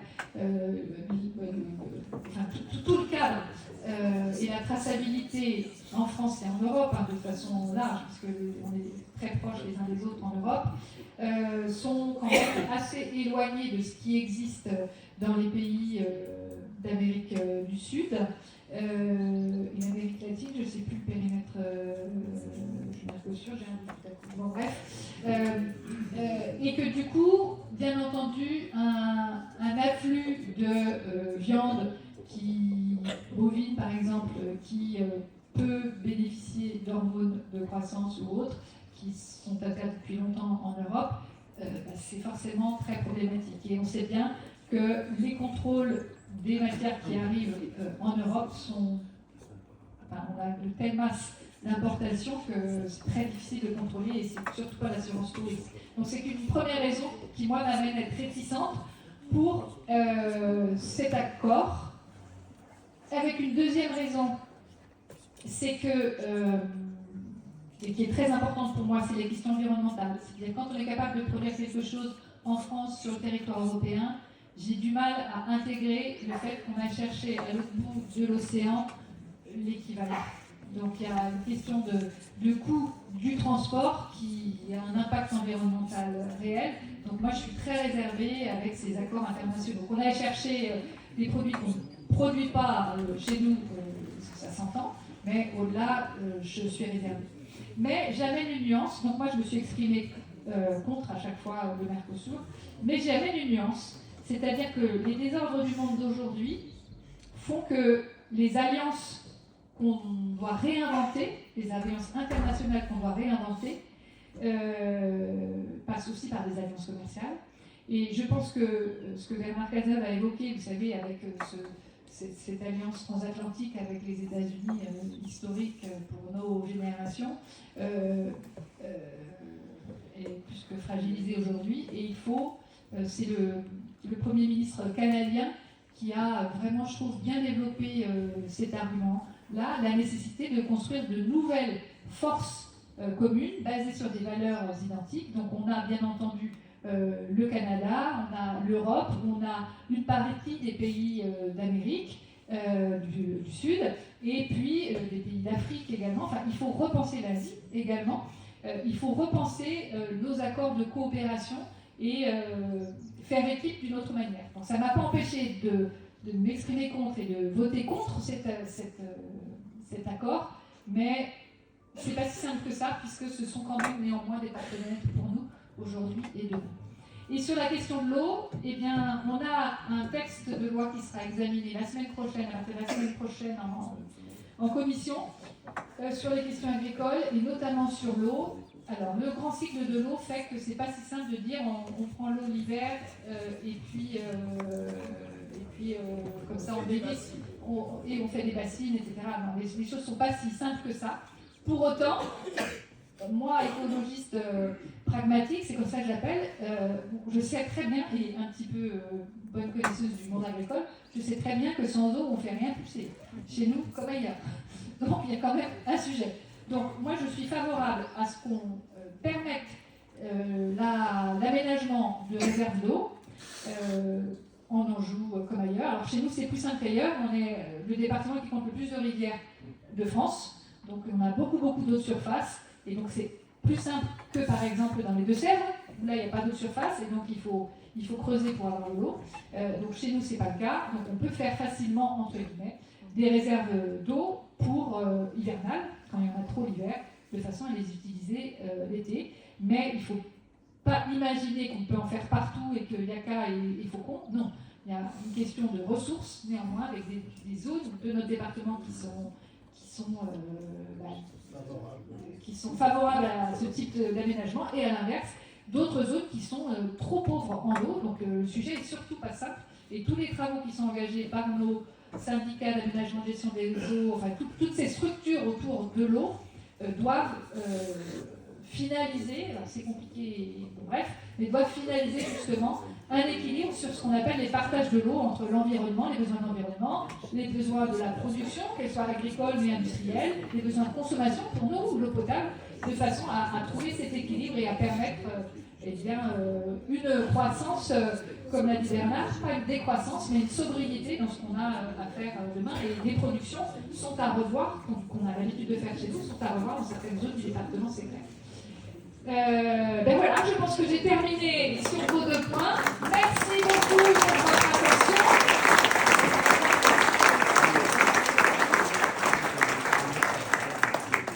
Un grand merci. Vraiment, vous avez répondu nombreux ce soir.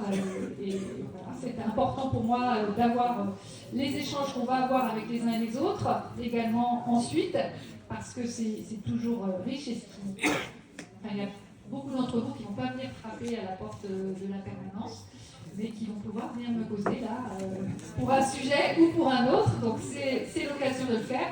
N'hésitez pas à venir à tous les événements qu'on organise, café citoyen, Zoom locaux, enfin peu importe. Si vous n'êtes pas abonné, on a une lettre mensuelle synthétique, je crois, une fois par mois, qui permet de revenir sur ce que j'ai pu faire dans le mois et qui rappelle les rendez-vous à venir. Donc n'hésitez pas. Et surtout, ne lâchons rien. L'extrême droite, puisqu'on est interpellé souvent là-dessus, l'extrême droite, il n'est pas acquis qu'elle arrive au pouvoir demain, même si le risque est réel. Mais elle n'arrivera d'autant pas au pouvoir si nous sommes rassemblés, unis à partir de ces valeurs communes, et que bien entendu, on est en capacité de porter, voire de contribuer à un projet d'avenir, à l'image de ce que Bernard Cazeneuve nous a présenté, à des solutions. Parce que les Français, beaucoup de Français qui se tournent vers l'extrême droite, c'est pas qu'ils sont racistes ou je ne sais quoi. Il y a des gens qui, par conviction, y croient. Bon, c'est la démocratie, ils ont le droit. Et puis il y a des gens qui sont en colère. Parce que ça n'avance pas, parce que c'est le bazar à l'Assemblée, enfin, pour 1001 raisons. Donc c'est à l'ensemble des Français qu'il faut s'adresser de façon à apporter des solutions aux problèmes réels des gens. Et en tout cas, moi, c'est ce qui me mobilise et c'est ce que j'essaie de faire modestement à mon niveau. Et pour ça, j'ai besoin de vous. Donc je compte sur vous également pour les retours divers et variés que vous me faites. Je vous remercie et on va boire un verre. Merci.